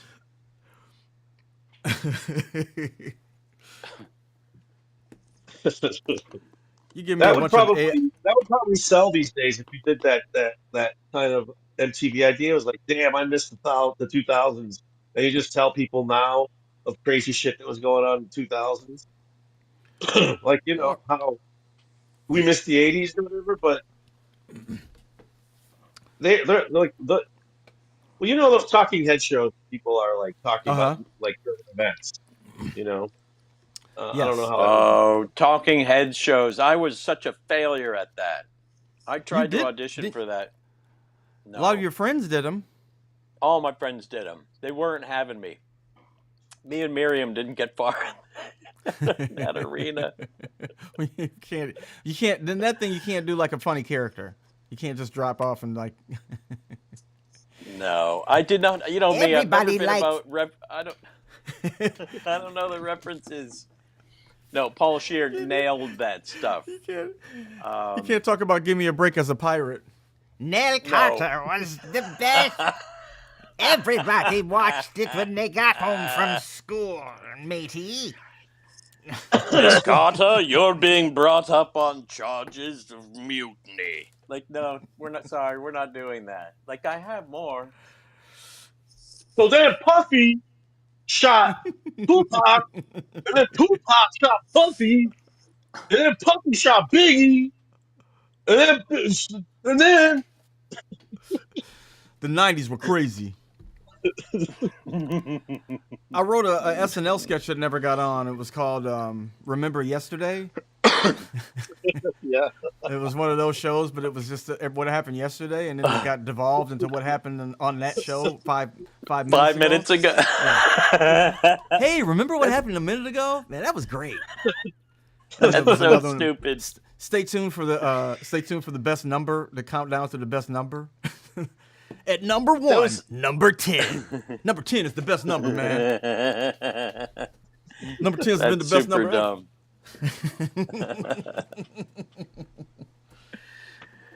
The top 10 best numbers. That was just crowdsourcing. That was early crowdsourcing of just getting all the comedians to do the writing. All we got to do is turn the cameras on and pay And then the they would editor. get you, because I did one, they would get you there for like an hour, and you do like 10 shows out of the time you were there.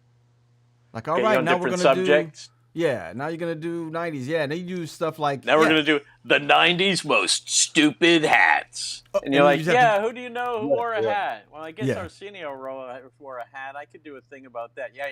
Run with that. Yeah. No, but start out with the 90s stupidest hats. Go. 90s stupidest hats. Oh, shit. First of all, I got to give. I remember this dumb Cubs hat Horatio used to wear. He'd often pair it with a pair of sunglasses that had these horrible yellow Wait, lenses. hold on. Oh, I'm sorry to interrupt. Yes, I always have. Yes, I wanted to get to this, but it's really been. I really want to talk to Jerry about it. If you guys don't mind. It's Yeah. there's a new. There's I hate paranormal shows. I think it's the stupidest thing in the universe. Yep. Hate him. Look, it's the dumbest. But Yep. there's one now with with a fat black woman, and it's basically her going in the haunted house in Spain, like, and it's like bug-eyed, like that's the ad for it. It's like This is like a Three Stooges. Shirley gets It's haunted, like a Three and it's like, Stooges short. "Oh," and all the clips of this are like, oh hell no, hell no, and it's like fucking minstrel shit. That's And, all. and it's like on PLC or whatever the fuck it is. I'm like, you're racist. Like someone there doesn't know what's going on. Oh my god. I did What's a it bit. called? What's it called? I don't know. It's something like Yeah. it's probably like a reality star lady who's now checking out paranormal stuff, and it's coming. Not Oh. on now. It's coming soon. And I saw the ad for it yesterday, and it's like totally the ad is like the logo's like bug eyed, like it's like Jesus Christ. Oh man, I gotta find it. Oh yeah, hold on. Let me see. No, Let's the see. ghost shows. I mean, come on. Ghost hunters, please. I'm looking up paranormal shows hosted by fat black ladies, and this site said this. Wow, this not just kidding. There's Site too says many to recommended me. figure out which one Roger's talking about. Yeah. Uh, yeah. Believe it or not, there's not many shows with black women going into haunted houses. Right. There's a lot of videos I see, these reaction videos where people will take the trouble to collect all kinds of police cams and things like that, and then they'll go split screen with their own face, and it's always the least expressive person. It's usually some white guy with a beard, and so you can't barely see his face to begin with. And once in a while, they'll like try to cock an eyebrow.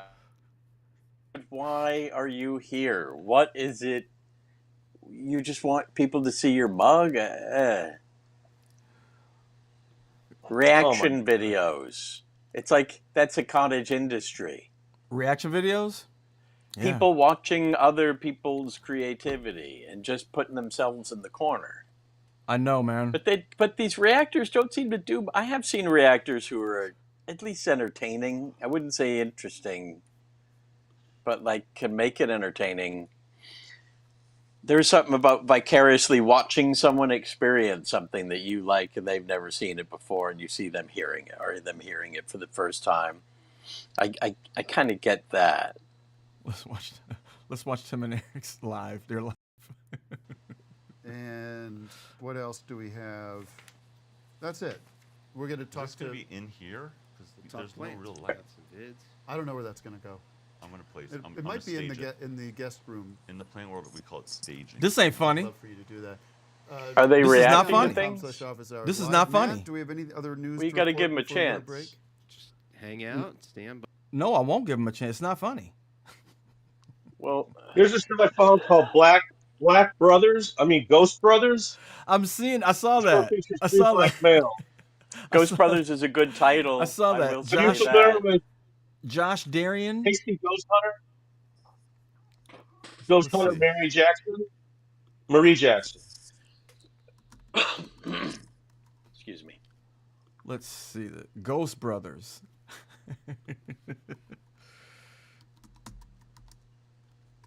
Man, Google is not letting us access this show. It's going to be, I watch those creepy medical shows, the The Botch. forensics. So Ghost Back. Brothers. Ghost Brothers is on Destination America. They do a lot of gothic stuff from the South. That's their jam. I hope they use the Ray Parker Jr. theme.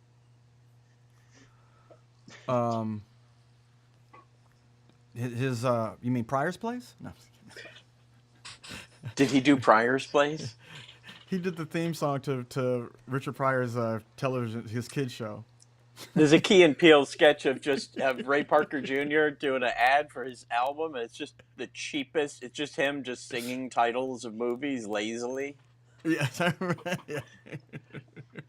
And you know what? His Pryor's Place was the same thing. It was, hey, let's come on over to Pryor's Place. I mean, it was like They always a pull parody that of shit. one of his songs, one of his pop songs. It was just like all he did was replace the words from one of his songs and put Briar's Place in. Like Rick Dees doing Disco Duck 1,000 times. How about the cheapest Animal House? Animal House. That's it. Animal House. They don't even sing it. There's a new team of paranormal investigators here to answer 2 questions about ghost hunting. Are ghosts for Ghost real? hunting. And Why is everybody white? Okay. Oh, okay. All right. Had enough. People never have black babes with ghosts, do they? What's It's that? like they go to like plantations and like these just Yeah. like they do that. Looking for black ghosts? Looking for slave Oh ghosts. my goodness. Slave ghosts. Oh no. Life is horrible. It's better than it was, though. Actually, to be honest with you, That's the next Spike Lee joint. There's a It's Spike better Lee to be joint where dead. they're Ghostbusters, but they keep busting these ghosts that are being whipped by. Well, they don't feel nothing because of ghosts. And then It's like, "Ow." Death is wonderful. Yeah. Much better than the life I live. Hell is better than the life I was. No. I'm trapped between hell and heaven, and it's much better than what I used to be. Wouldn't you think about that though? If you lived on a plantation, like there's old dead ghosts observing everything you do. Dead slaves. Like I can't watch this show. You just gonna throw that food away? Did you fucking hear that?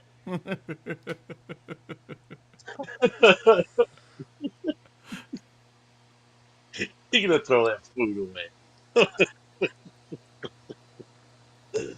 Oh no. So I said, Ghost talked to his work boss and list shows I was on. So I apologize, but yeah. But you know what? Some quality shows in there. Some good stuff. Tell your boss. And tell your boss to watch Abbott Elementary next week. The season premiere, October 2nd. On ABC.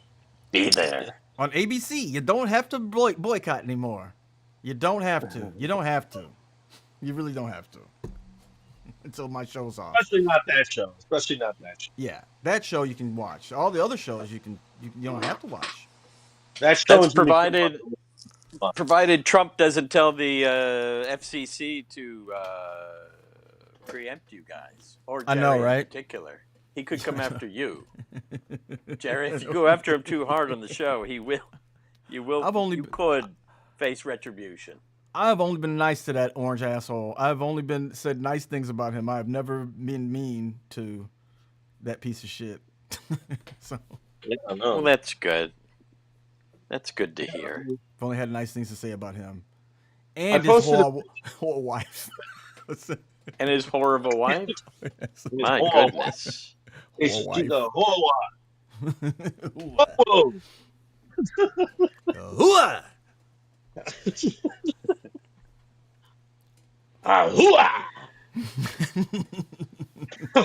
Calm down, you know. No, I did. I posted a picture of Adolf Hitler, like a nice picture of Hitler, and all I did was a nice one, real nice. But he wasn't being like crazy. He was just like posing like for the yearbook kind of, and so I just drew orange hair on him. That was my political stand.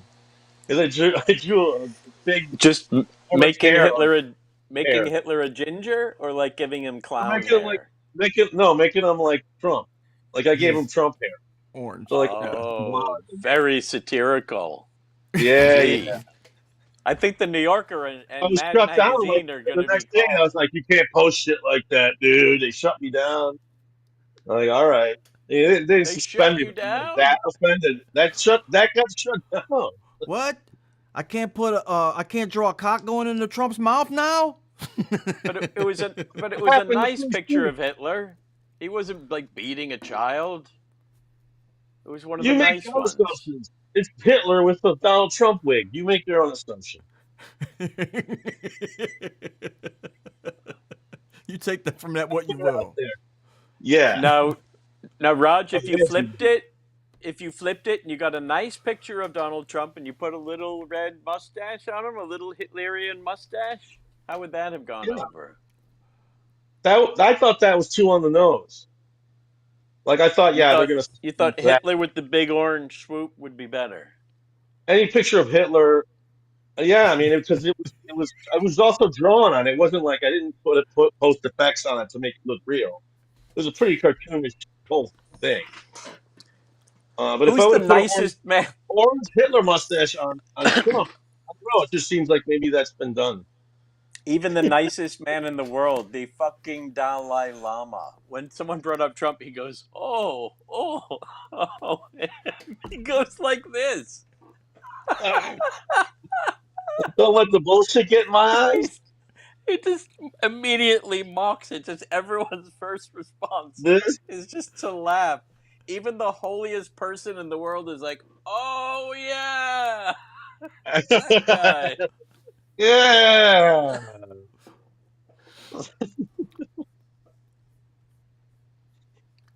You mean Trump Epstein? That's all I have to say. Trumpstein. Yeah, maybe I'll just do a Frankenstein that's it's got it's half Jeffrey Epstein's face, half Trump on a Frankenstein. They Trumpstein. put up this. The Halloween. Did you guys see Trumpenstein. the statue? Did you guys see the statue of Trump and Epstein holding hands that was erected It was in the Capitol? fucking. It was wonderful. It's It was great. so Yeah. good. They took. Of course, it was carted off immediately, but It it took did a couple stand for days about a though. day.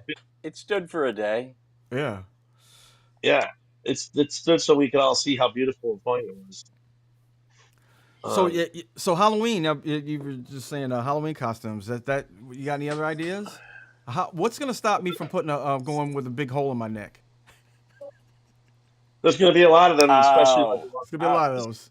well, hey, they did it for Pelosi. They wore they wore underwear and Hammer and carried a underwear? hammer, just tighty whities and a hammer. That's pretty lame. Though I gotta confess, my sister went as Aunt Jemima one year. Well, I was saying like Bill Maher was like, he was whatever laying into people about the Charlie Kirk thing, and I'm like, I remember you. I went to a Halloween party and you came as the alligator, or whatever that dude was, the crocodile hunter with the fucking thing out of his chest. That was Bill Maher. Yeah, he had a thing. He Wow. was walking around the party with. It was like, how you think Bendy felt about that shit, motherfucker? He had a daughter that watched a devil ray pierce her father's heart. She had to watch that shit. Yep. One Not time, only that, every time he went to parties, he brought black hookers, and he thought that was funny. Well, come on. I guess it was. I don't think it's because he thought it was funny. funny. I think it was something else.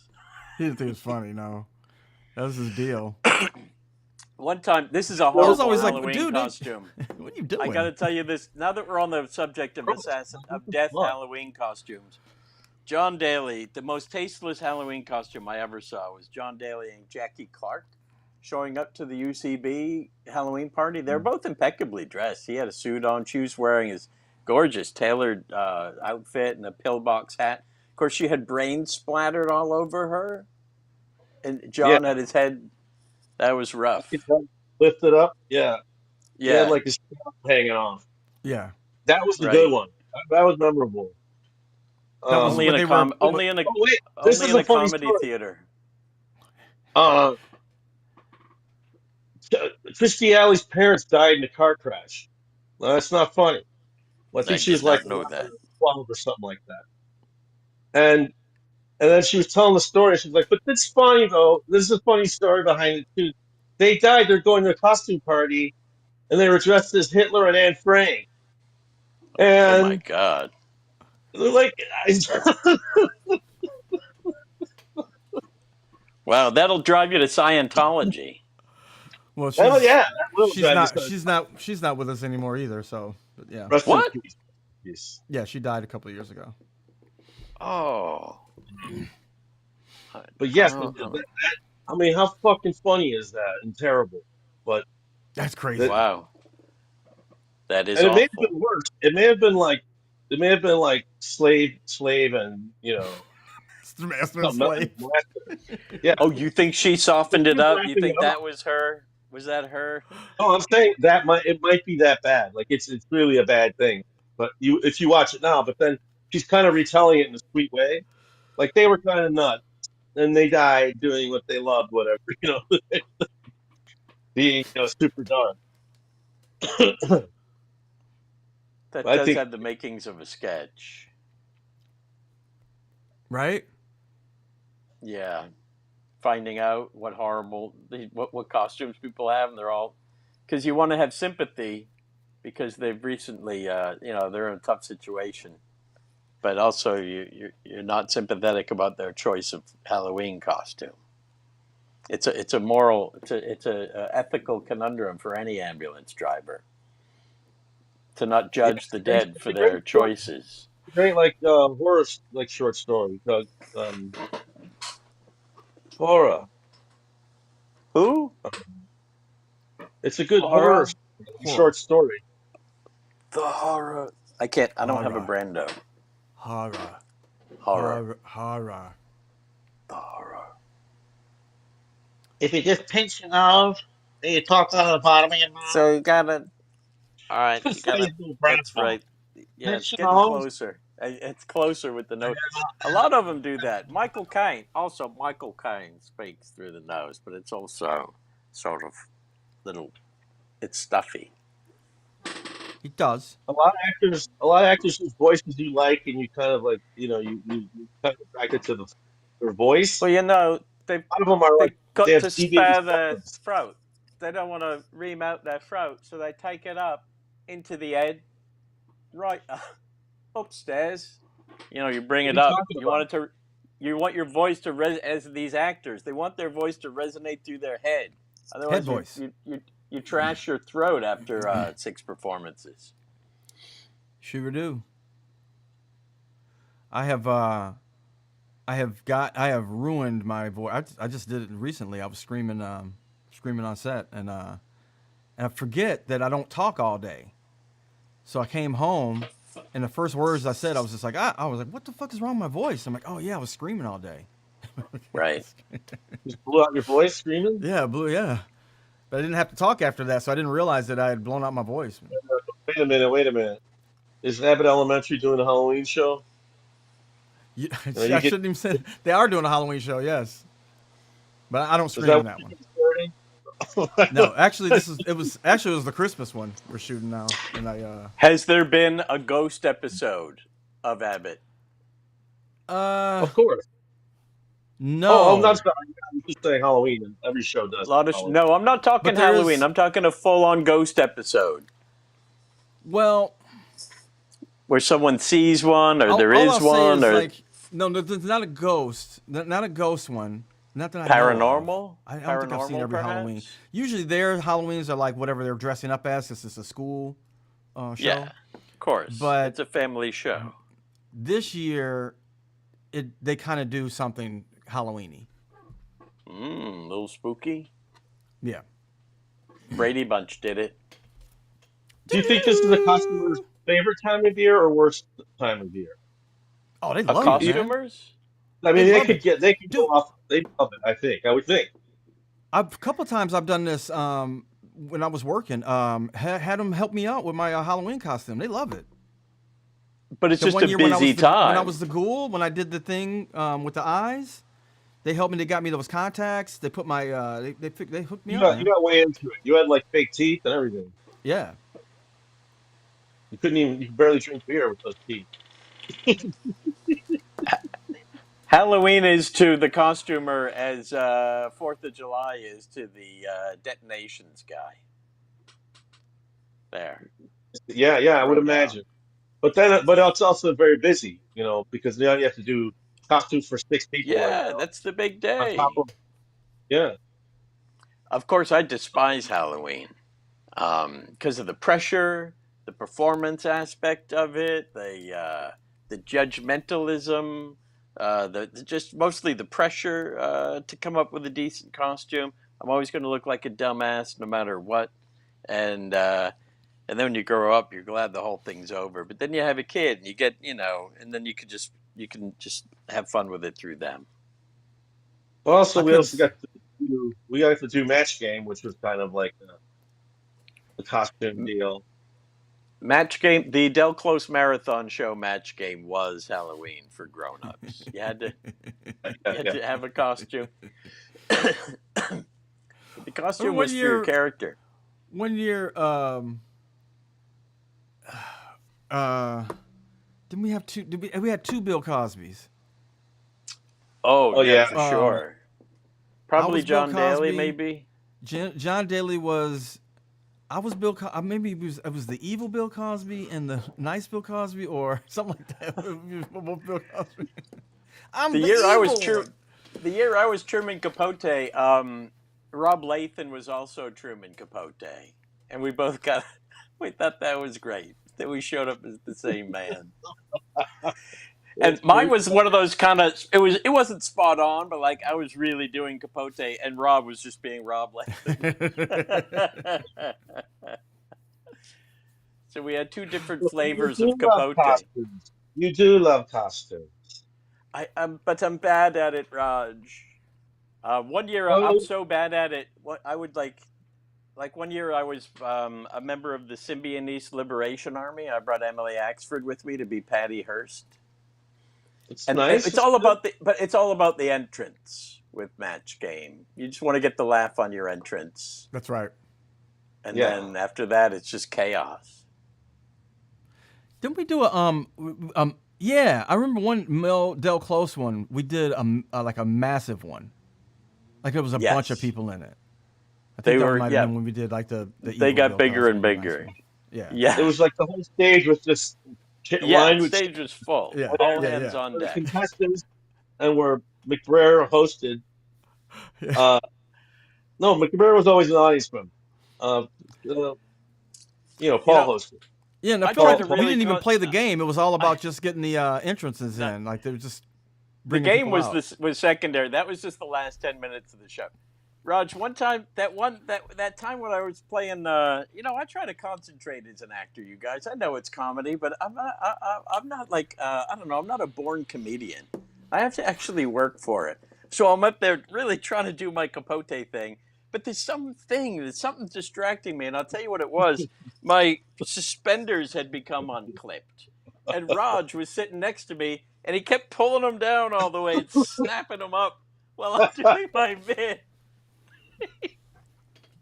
And I'm like, what is this? Like, I'm having a wardrobe malfunction. It was not a malfunction. It was a child. I was sitting next to a child who kept playing with my braces because they were elastic, of course, not real braces.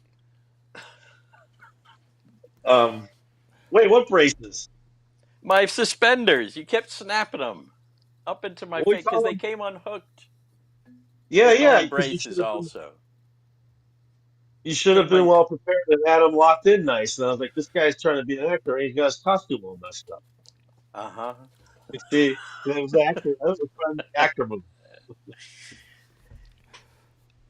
I did get yelled at by the costumer at Conan. Once they started calling me a little bit, she's like, "What are your sizes?" I didn't know my sizes. She goes, "If you're gonna be an actor, you gotta know your sizes." I was like, "Whoa." That's true. You just have to know that. Yeah, but his body changed a lot because of the kidneys and everything else. So they would you could sometimes you'd wear like a size 50, to not hurt yourself. 50. I mean, that still happens. That still happens to me. They're like, "What size are you?" And I tell them, and then I come in. They're like, "You're not that size anymore." I'm like, "Oh yeah, I guess so." Yeah, you're not 38. Right. Let's just You said fucking that, get but you said that's what you said. I know though, you on the bought 3 thing. pairs of shoes. I know you bought a 36 and a 40, so cut this shit. Give me the 40.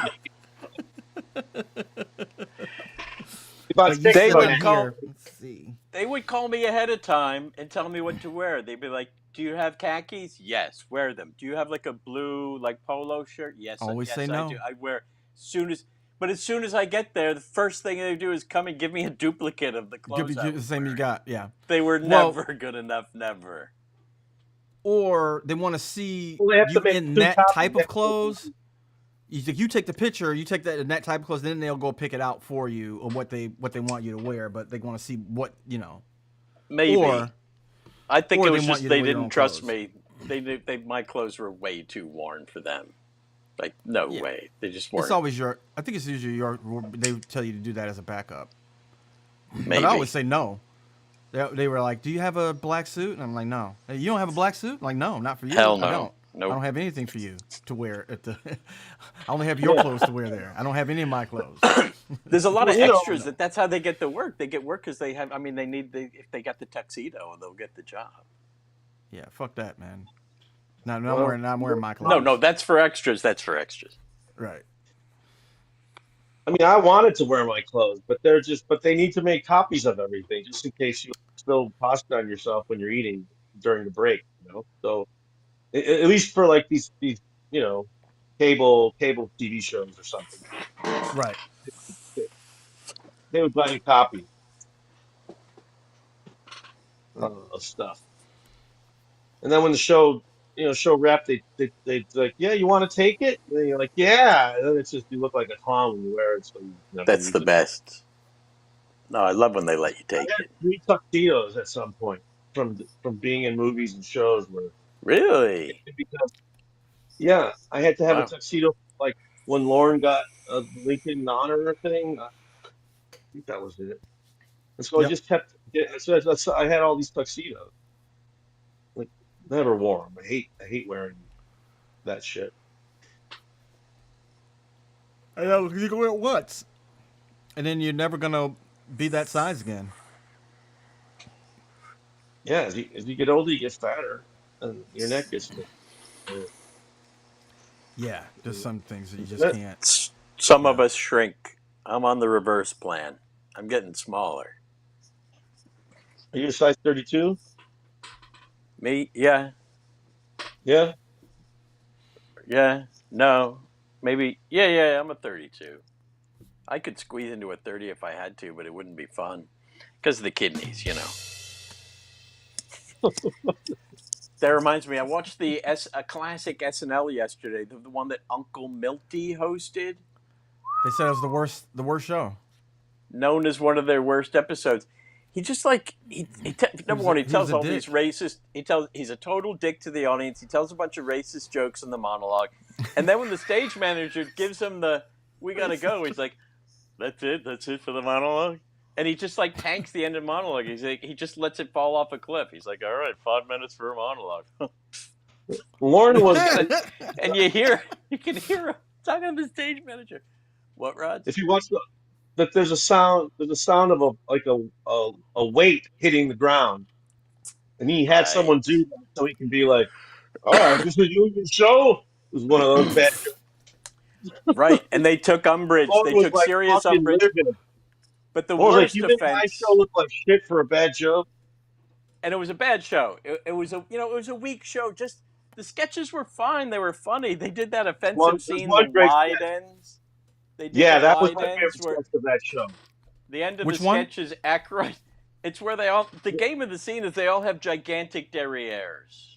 Oh yes, I remember that. And Yeah. Aykroyd's taking some home movies on Easter, and Burl says, "Oh, I didn't get to see the films from last year." And he's like, "Oh, I've got them. I got the film." And he's like, "But," and he just positions him, and he says, "But I don't have a screen." He just wants to Yeah, so screen it on his. they trick him into bending over and they show the movie on his ass. Yeah. It's like that's like such a I would write that sketch as a 12-year-old. Like, they get him where he bends over and they just play it on his ass. But here's the So point. fucking Here's the good. point. Cut to the good nights.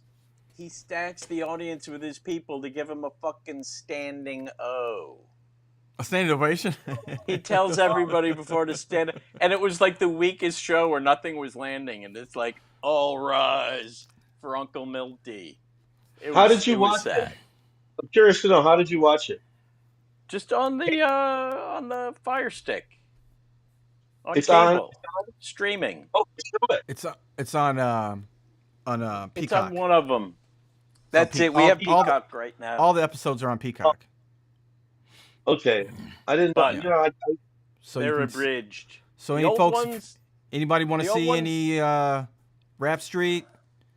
Yep. Go for it. Any Rashid Jenkins doing Rashid? my character Rashid Jenkins and update. Go check that out. Check that out. Go check me out when I was 225 pounds with no shirt on, boxing Conan. And very embarrassing. Very embarrassing. Was that the Conan episode? It's the Conan episode, yeah. I was in that one. He did some superhero sketch. You are in, yeah, you're in that one. Molecular Man. That's it. The Molecular Man. When the sketch starts, there's like a pile of bad guys, which have just Molecular Man had just dispatched with. And I was on top of the pile, and Raj intervened. I remember Raj coming in. He wanted my legs to be going every which way. He thought it'd be funnier if my legs were cuckoo for Cocoa Puffs. Kind of, you know, how it like, doing, doing. You're like, no, Delaney, you got to swing the legs. You got to get attention when you're doing this. Yeah, baby. Show business. Conan was very nice. He came over, gave me a big hug in front of all the extras. Ooh. That shut him up. Right? Shut the fuck up. Not that they were bitching. No, yeah, no. Don't talk. No, don't talk to me. That does. It changes. It fucking changes the status, doesn't it? No, they want to talk to you more because they want to know what you did. Yeah, but they might have resented me because I would always fuck off. I never waited in extras holding. I always waited in Raj's dressing room. Oh, right, yeah. That's where the action was. I would try to leave and give him space to like prepare for the next sketch. He'd be like, "Where are you going?" I'd be like, "I don't know. I'm gonna go get a slice." He'd be like, "All right, I'll come with you." I'm like, "No, I'm leaving. I'm leaving to give you space. You have a scene coming up." It's all written down. It's all on cue cards. That's all it's done. On the cards. My brain really can't function more than eating and reciting lines off the cue card. You got to recite them off the cue cards, and even then, it's like don't get too tied to anything. If you have something in your mind, that's the worst thing on that show because it might not be on the cue card when you get ready to read it. Mm-hmm. Yeah. It's a good chance. They change that stuff as the show is going on. They would change the cue cards. They change the scripts. So there were times when I wrote something and I'd look at the cue card and everything was gone. It was just one line and be like, oh, okay, well, that's gone. That's gone. That's gone. Okay. So you got to process that too. Michael Longfellow just told that story on Conan, which was kind of a posthumous. Like it was a repeat after he'd already been fired. And he's telling a story about how he chose to memorize his sketch and ended up with just like half a minute of just dead air. Yeah, no, it's just that. No, it does not. It does not behoove you to not do that. And if you're not looking in the right direction, like if you're not in where those cue cards are at, like it's not going to look right. And Lauren's going to yell at you and be like, "What? Why are you not your eye line? Why is your eye line not over there? It's supposed to be there." So yeah, you got to tap into your inner Ron Burgundy and just go with what's on those cards. Yep. When someone's really fucking sucking on the cards, I'll call it Eric and my friend Eric Henry, producer, just for the one person watching. Why? I'd say he looks terrible reading those cue cards. Like you got to be close to the camera or something. You can't just You can't just look that far off and then come back. That far away. Yeah. Right.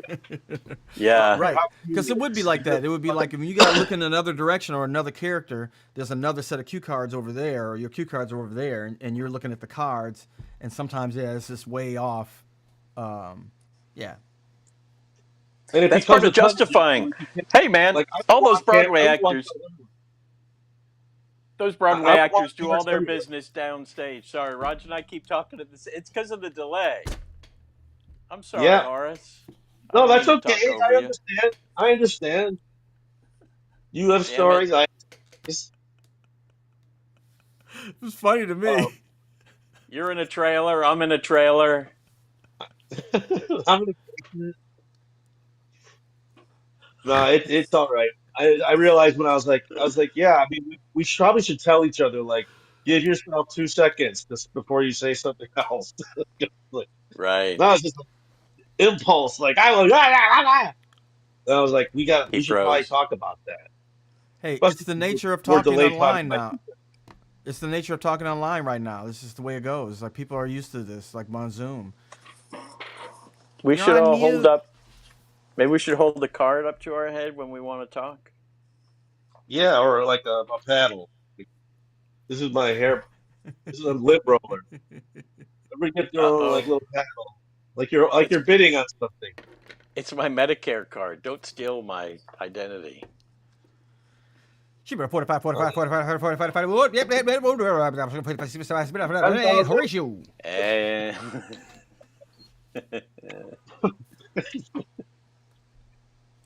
Do I hear 1,000? 10,000. what? So Jared, did Lauren give you the business after that boxing match sketch? What's that?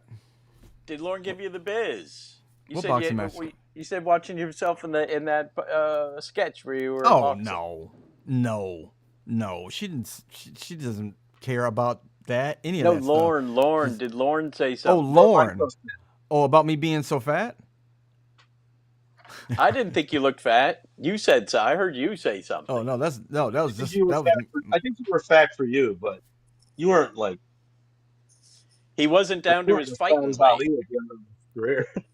You know why? Because in New York City, we walk a lot, but we eat a lot. We eat a lot, and we eat out. And there's extra calories when we eat out all the time. It was just one big stress eat for me being in New York.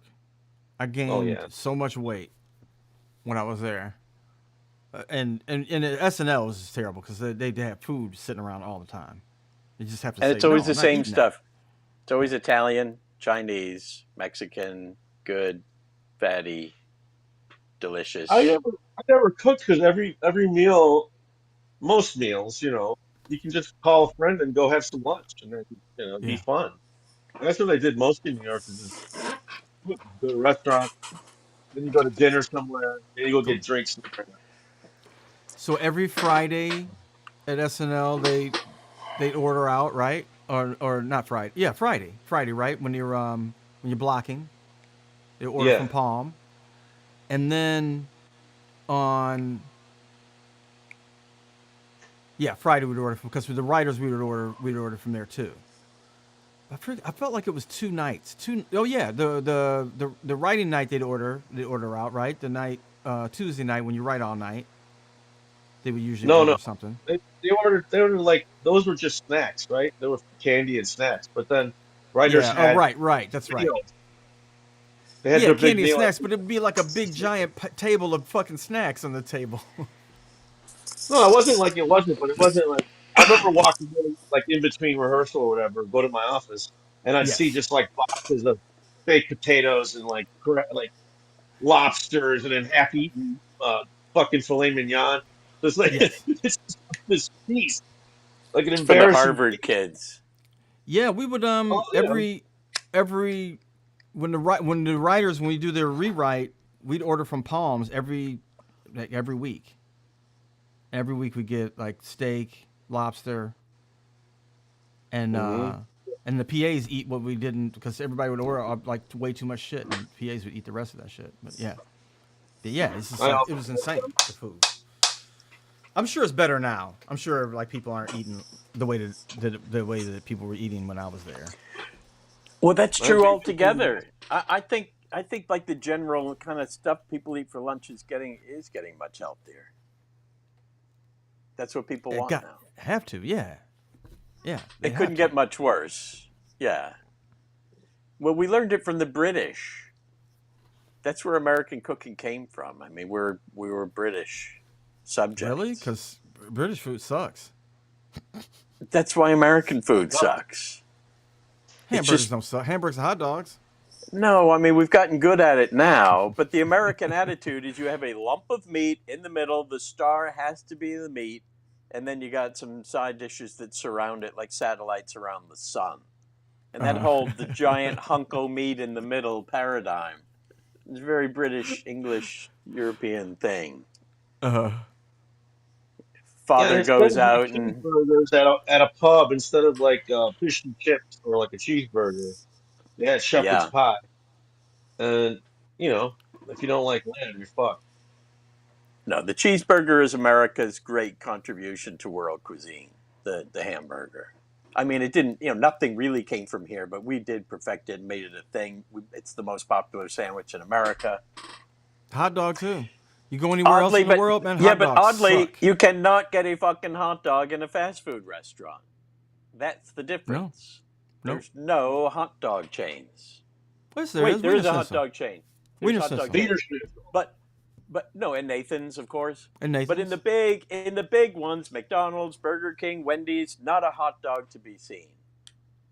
Probably an error. They don't fuck with it. They don't fuck with it. Why not? They should have a Happy Meal with a fucking hot dog. Give the kid a hot dog. It's the easiest thing to cook. You just gotta steam A&W did them for a while. Those A&W restaurants had hot dogs. No, there's plenty of hot dog chains. Gray's Papaya. Gray's. Of course. Yeah. But I'm talking about the big. I'm talking the big three. The big ones, yeah, that's true. No, nobody did hot dogs. You know who would was Howard Johnson's. Howard Johnson's gave you that nice paper thing that the hot dog would slide down. They had a nice paper holder. The paper butt crack? Yeah, no, it was a paper little holder for the hot dog. Just having a memory, that's all. No good food in Michigan. I don't know. I guess it depends on where you're at because from my standpoint, that's all people do in Michigan is eat. Yeah. That's their fun. Yeah. Barbecue, cookout, everything. A lot of cookouts. A lot of restaurants most too. Americans work their whole lives just so they could barbecue and do things. West Michigan, come on. You got Buddy's Pizza. Buddy's Pizza's everywhere. West Michigan. A&W had hot dogs. They did. I know. And the worst A&W had pizza burgers too. But yeah, we ever had was in Alaska. Moose tooth. that's not surprising. Moose. It was like someone who had heard of pizza. Like, oh, I get the idea, and they just came up with their own version of it. I mean, there's still not great pizza in L.A. No, there's not. Massive. The only good pizza I had in L.A. was the deep dish. Yeah. The garage wasn't bad though. That was okay. It was all right. Yeah, It was passable. that's not bad. There's another place that's like that too. That's not bad, but yeah. But there's like only one in the whole town. There should be pizza places around. You should be able to pop out for a decent slice. Like every other city, wherever you are. Even San Francisco, like I'll bet pizza. it does. Down here, San Diego is different from LA. There's pizza down here. I gotta say this: up here in Westchester and New Rochelle, the pizza is outstanding. Even the shitty slices are good, and we go to the good place. That makes sense. The good places are really good. Yeah. Yeah. I'm You gotta surprised. get going, you guys. You gotta get going. Wrap it up soon. Yeah, let's wrap it up. What's the lesson? All right, What's the lesson that you learned today? I have one. Can I go first? I learned that Dorf is the Bob Hope of this show. You know, he shows up because Hope would show up on the Tonight Show, and then in the middle of it, he'd be like, "All right, good night, everybody," and he'd split, and everyone else would stay on the couch for the whole time, and he'd be off. Oh, right. That's Yeah, what I- yes, that's right. That's what Yeah, I who knows learned. who knows what he's doing? It's a pattern. It's been a pattern. Good night, everybody. Well, folks, thanks to Michael and Horatio. What are you doing, Horatio? I don't think Raj learned anything. He just split. Yeah. What'd you learn, Jerry? What did I learn? Learn something about West Michigan. This means I gotta go back to doing work. I'll stay on. I may stay on. I don't know. I may come back. Oh, Jerry, you sticking around? Yeah. I should go too. I got to teach at 5. I got to sketch from 5 to 7. Well, break a leg. Thanks, Jerry. Roger, did you go join Anti-Ice? Bye, good, Raj. guys. See you soon. That concludes another one of our Thursday Hangouts. So I did get in touch with Matt Walsh, and hopefully I'll be getting some time with him next week to talk. Yeah, I got some other irons in the fire too. Some maybe some surprises actually, from some people that I haven't talked to in a long time. This thing is turning out to be at least the portion of my show that when I talk to people ended up being me talking to people that I haven't talked to in a long time. But yeah, like old friends. But Matt Walsh should be fun. So I really want to get into Matt Walsh with the stuff about with his time doing hidden camera stuff. I think we talked a little bit about that, but I did some hidden camera shows. He worked with Sacha Baron Cohen. We worked with some of the same producers that work with Sacha Baron Cohen and some of these guys from England that have done a lot of stuff. So I think we're going to get into a lot of that stuff. Hopefully I can get some clips of some stuff that I can actually show.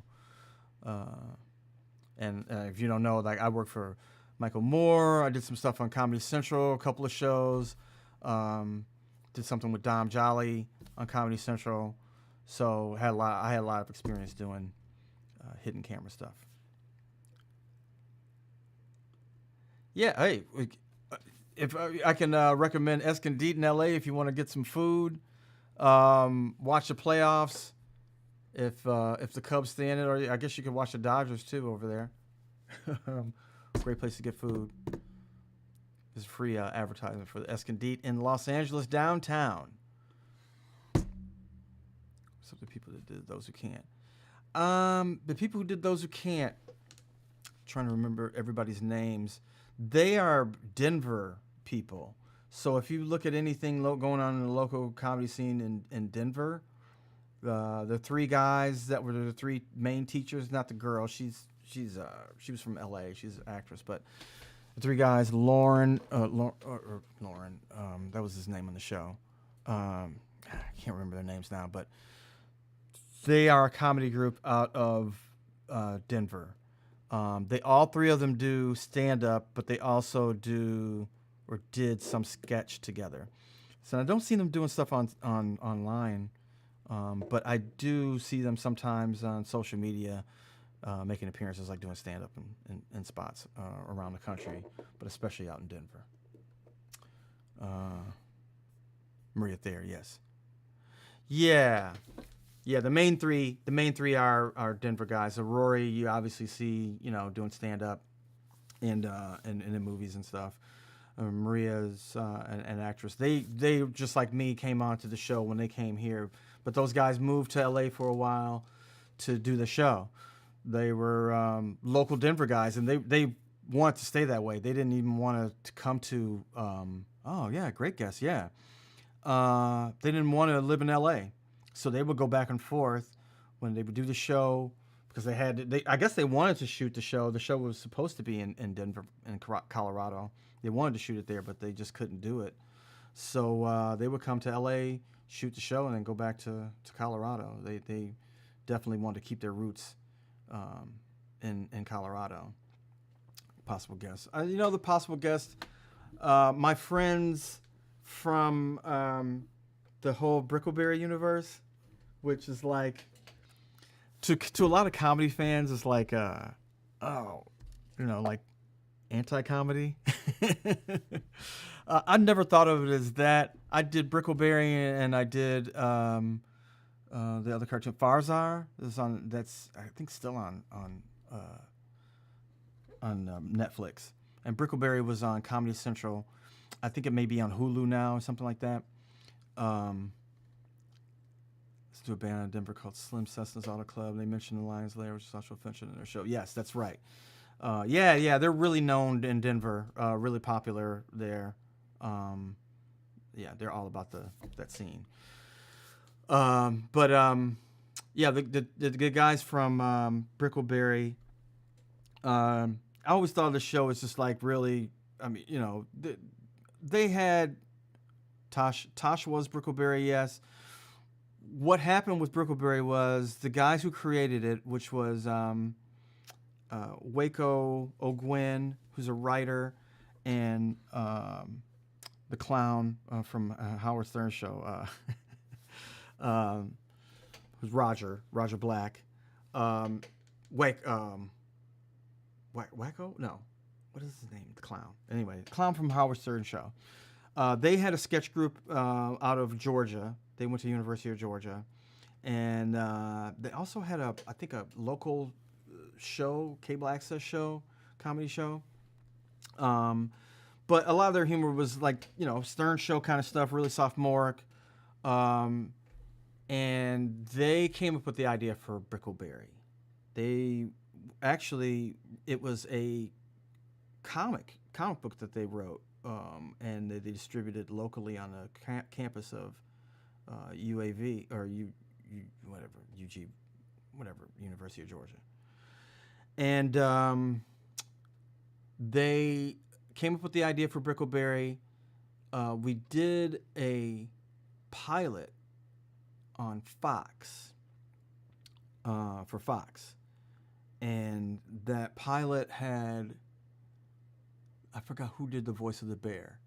Carlos from, I can't pronounce his last name.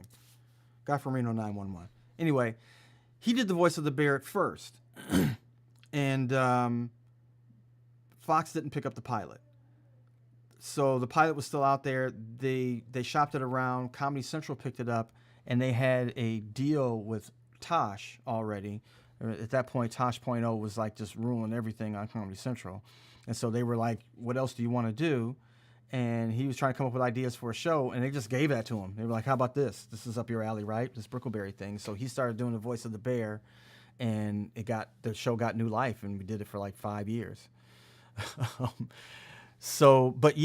it was, I think it was like a real like surprise of how popular it was, but like we always thought it was like, this is like for 14-year-old boys. Same thing like the Stern show. So that was like the level of comedy. But I think a lot of people who were into animation at that time, like especially people who were into Family Guy and The Simpsons, and a lot of that stuff was going on. And that show meant to be the antithesis of Family Guy. The writers wanted that to be. So there was a reason why the people that liked Family Guy hated Brickleberry and hated that whole universe. So anyway, I wanted to get those guys on and talk about it. I don't know if they want to talk about that kind of stuff. And knowing all these people too, because I've been on some of the Family Guy. I've done voices on that too. And knowing it's different universes. I think they've had some of the same writers. But people who were fans of Family Guy really didn't like Brickleberry. Anyway.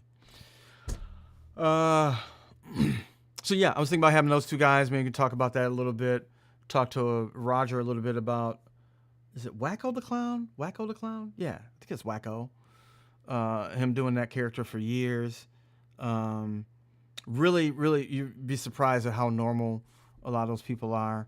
I got into the Howard Stern universe a little bit. I did a movie with Artie Lang called Beer League. And so I was there for the whole summer. Artie was still working on the Howard show, on the Stern show. So all those people from that universe, the Whack Packers, would come to set, and I got to know a lot of those people. A lot more normal than you might think. What about a reality show? A reality TV show? For, I don't know. I mean, I've never done a reality TV show.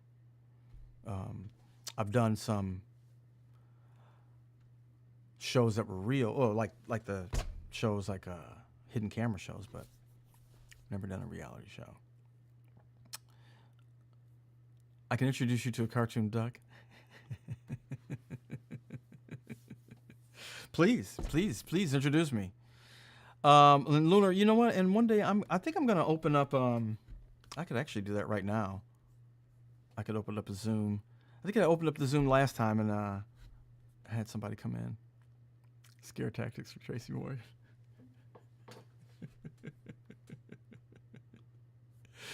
Scare tactics for Tracy Morgan. Scare tactics. Now, the one Scare Tactics, the original version of that was a friend of mine from Chicago that was one of the writers, and actually I know a couple of those guys that created Scare Tactics. I worked with one of them on another hidden camera show. It was on Comedy Central. So yeah, I did know a lot about that. Actually, I should try to get him on too, if I can remember anybody's name. But I know that I can get in touch with some of those guys that created Scare Tactics. Scare Tactics was one of my favorites. Jamie Kennedy's show was another show. Another friend of mine was a writer for Jamie Kennedy's show, which brings up another thing that I wanted to talk about. Jamie Kennedy is one of the worst grifters right now. The worst. I mean, the video that he made after the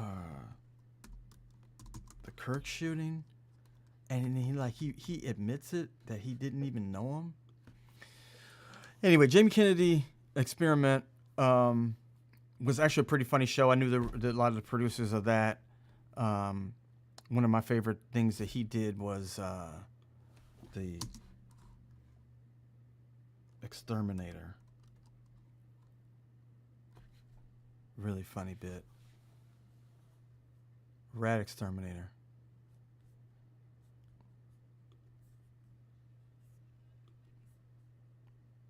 But Jamie Kennedy is he's a piece of shit. I did a movie with him in early 2000s, The Son of the Mask, which he's like for him is like the worst movie he's ever done. Whatever. But he, I knew him beforehand. A friend of mine was a writer on his show on an Experiment, and Jamie Kennedy Experiment. And so when I got cast, we talked about it, and it was like, oh yeah, I mean, they shot this movie, Son of the Mask, in Australia. So I had to fly all the way to Australia to shoot this movie. And the reason I got in it was because they didn't have any local hire black people, and it was like it didn't look like the United States. Actually, just because they were supposed to be, I think, in New York or something. So they had to bring us. So there's no black people in Australia. I mean, there's some Africans there, but so they had to bring in some American people, and I played one of the parts in the movie. But he was just like, yeah, man, we'll hang out, whatever, when we get to Australia. So when I got to Australia, man, could not find that dude anywhere. He was like, yeah, man, we'll go out. The first day I got there, I saw him at the fitting. He was shooting. Hey, what's up, man? Oh, good to see you, man. Yeah. Oh, you love Sydney. Whatever. Where you staying at? You staying at that place? Oh, yeah. Well, we got a place over here. You can come out to my place. You got to come out to the house because I rented a house out here. We've been out here for 3 months. I know you're here after a week. All that shit. Didn't see this dude at all a whole week I was there. And finally, at the end of my trip, I've run into these two chicks. these Australian chicks at a club, and they just like sent me, like took me all around Sydney, and I run into this dude at a club in Sydney, and I'm like, hey, I'm fine now. I found 2 girls that were like showing me all around Sydney. Fuck you, dude. Jamie Kennedy. Yeah, man, we'll hang out. Dude didn't call me. Didn't see that dude at all. But this was his rat sketch. He did this sketch where he was a rat exterminator, and he would bring somebody like an assistant with him, and the assistant was the mark. Damn, that was a funny fucking sketch. Let me see.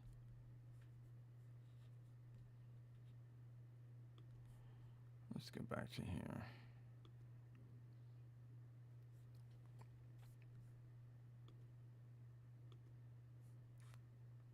If you hear anything, just go right along here in this wall.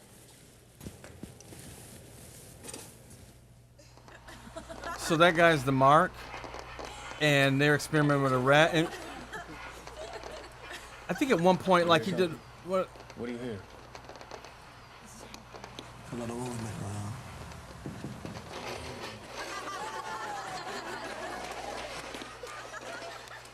All right. We got a situation. I think we got a king rat in there. All right, let's open here.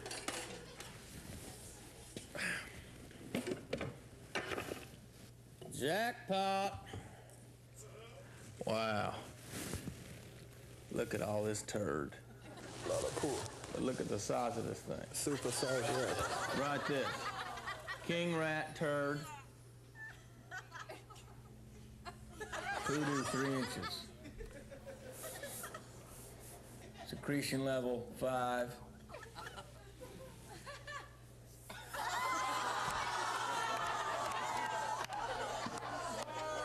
And he's angry. Here you go, brother. Get your cheese ready. This is real simple. I put my glove in, put peanut butter on there, see if I can get out the big rat. We'll do a little fishing. Come on, rat. Come on, rat. Peanut butter sandwich. Here, come here.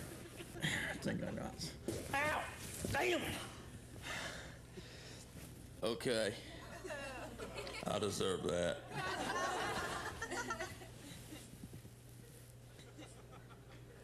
We're gonna need a bigger trap.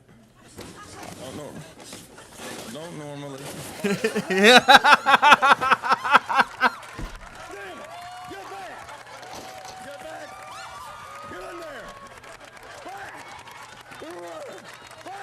This is the worst rat costume ever, and this guy is still buying it.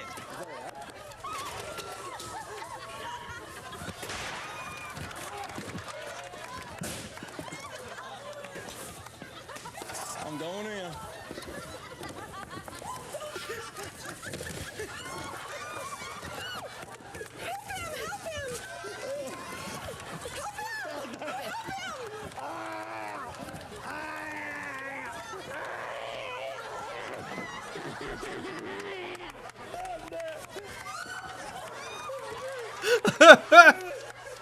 I mean, I guess. I gotta let you know something, brother, that you've been axed.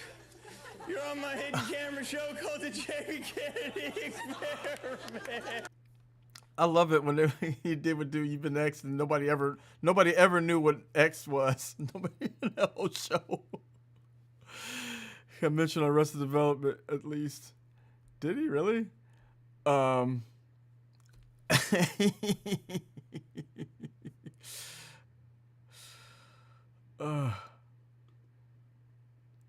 More like a capybara.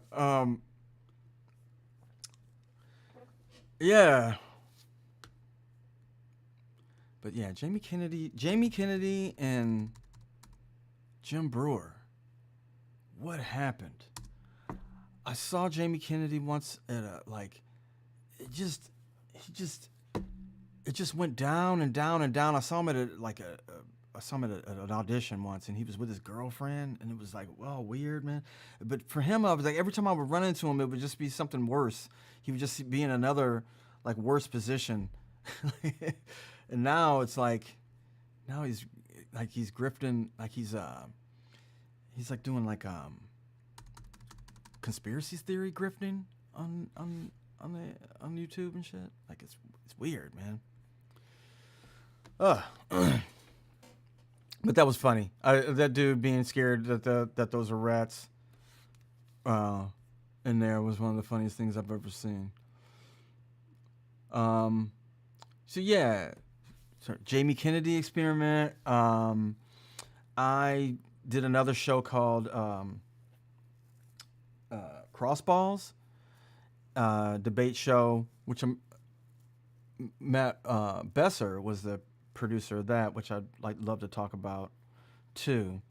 And actually, I always wanted to do a live watch of that, because Comedy Central doesn't seem to care about that. But I don't know. Maybe take the chance of that getting struck. Anyway, I think I'm done. Hopefully I'll be back next week. Yeah, hopefully. I will be back next week, hopefully with Matt Walsh. If I can think of anything up that comes up in the middle of the week, we might pop on. Of course, on Thursday, back on next Thursday with the crew.